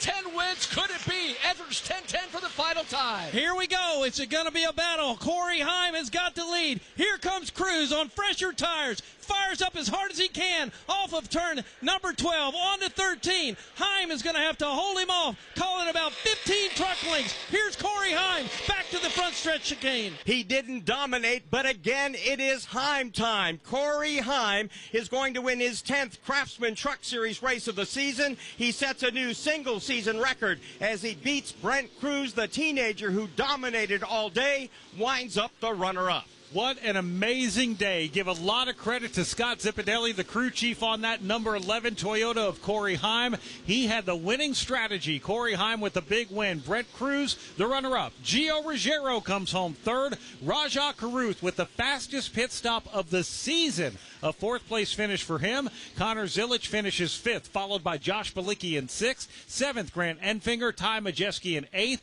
Ninth, Tyler Ankrum. Connor Mozak rounds out the top 10. Go behind the scenes and into the garages of the sport's top teams and drivers on NASCAR Hot Pass. You know, if you win, then your problems are likely solved. There's going to be issues with track limits in the S's, right? Because they're just tight. A normal occurrence is qualifying from 28th to 32nd. That's just something we're going to continue to keep on working on. It's the latest information you want to know on NASCAR Hot Pass. Weekdays on the Motor Racing Network. Do you have an unused car, truck, motorcycle, boat, or RV taking up space? Put it to good use by donating it to the NASCAR Foundation. Proceeds help fund medical resources for children in our racing community. Your wheels can heal. Call 844-NASCAR-9 and we'll come tow away your vehicle for free. The process is quick and your gift is tax deductible. Call 844-NASCAR-9 to donate your vehicle to the NASCAR Foundation today. Your donation will help our children survive and thrive. NASCAR Live Race Day continues on the NASCAR Racing Network. Man, what an inaugural Truck Series race here at the Roval at Charlotte Motor Speedway. Corey Heim getting out of his truck. He will stand on the window. He will wave to the crowd and point at his left wrist. It is Heim time once again. A 25-year-old record goes down today with 10 wins on the season, beats the old mark of Greg Biffle. I can't believe coming to the final restart, I bet against Corey Heim, Scott Zipadelli, and that 11 truck. They get it done again, leading two Tricon teammates to sweep the top three here at the inaugural Roval at the Charlotte Motor Speedway. Heartbreaker, though, for Brent Cruz. It is a heartbreaker for Brent Cruz, but I think he's shown us that he's got a long career ahead of him and a lot of opportunity, and I think it has shown all the crew chiefs for tomorrow's NASCAR Xfinity Series race and for Sunday's Bank of America Roval 400 that maybe we do have options, but sometimes really it depends on how things play to your favor, and the fact that Heim was not the only one to stay out, had just a few more trucks, 5 more trucks stay out. I think that was one thing that majorly helped him win that race. And the chaos on the first lap of our overtime restart down in turn 7 where from second on back they were all crashing, as we heard on the call, definitely gave Corey the gap, and Brent did not have enough time to make it up. Brent made up 1.2 seconds on the last lap and lost by 1.3. What a tough day for him. Let's go down to pit road. Wendy Venturini. Gio Ruggiero comes home with the top 3 finish here at Charlotte Motor Speedway on the Roval. Hard fought before that final caution and a lot of strategy that jumbled it up. What are your thoughts on your finish today? Yeah, you know, it's good to get a top 3 here. Just proud of the Tricon group to get first, second, and third here at the Roval. That's pretty cool for the team. So I'm disappointed, you know, was kind of hoping my buddy Brent would have won there. But awesome job to him and Corey. You know, obviously Corey getting in the fence earlier and coming back and winning. So, yeah, it just was a hard-fought day. Never gave up. You know, ran pretty good in the first stage and a half and then struggled a little bit through the middle of the race there on older tires and had some balance issues, but kind of fought back and came back at the end. All right, that's Gio Ruggiero. He comes home third today. Man, great.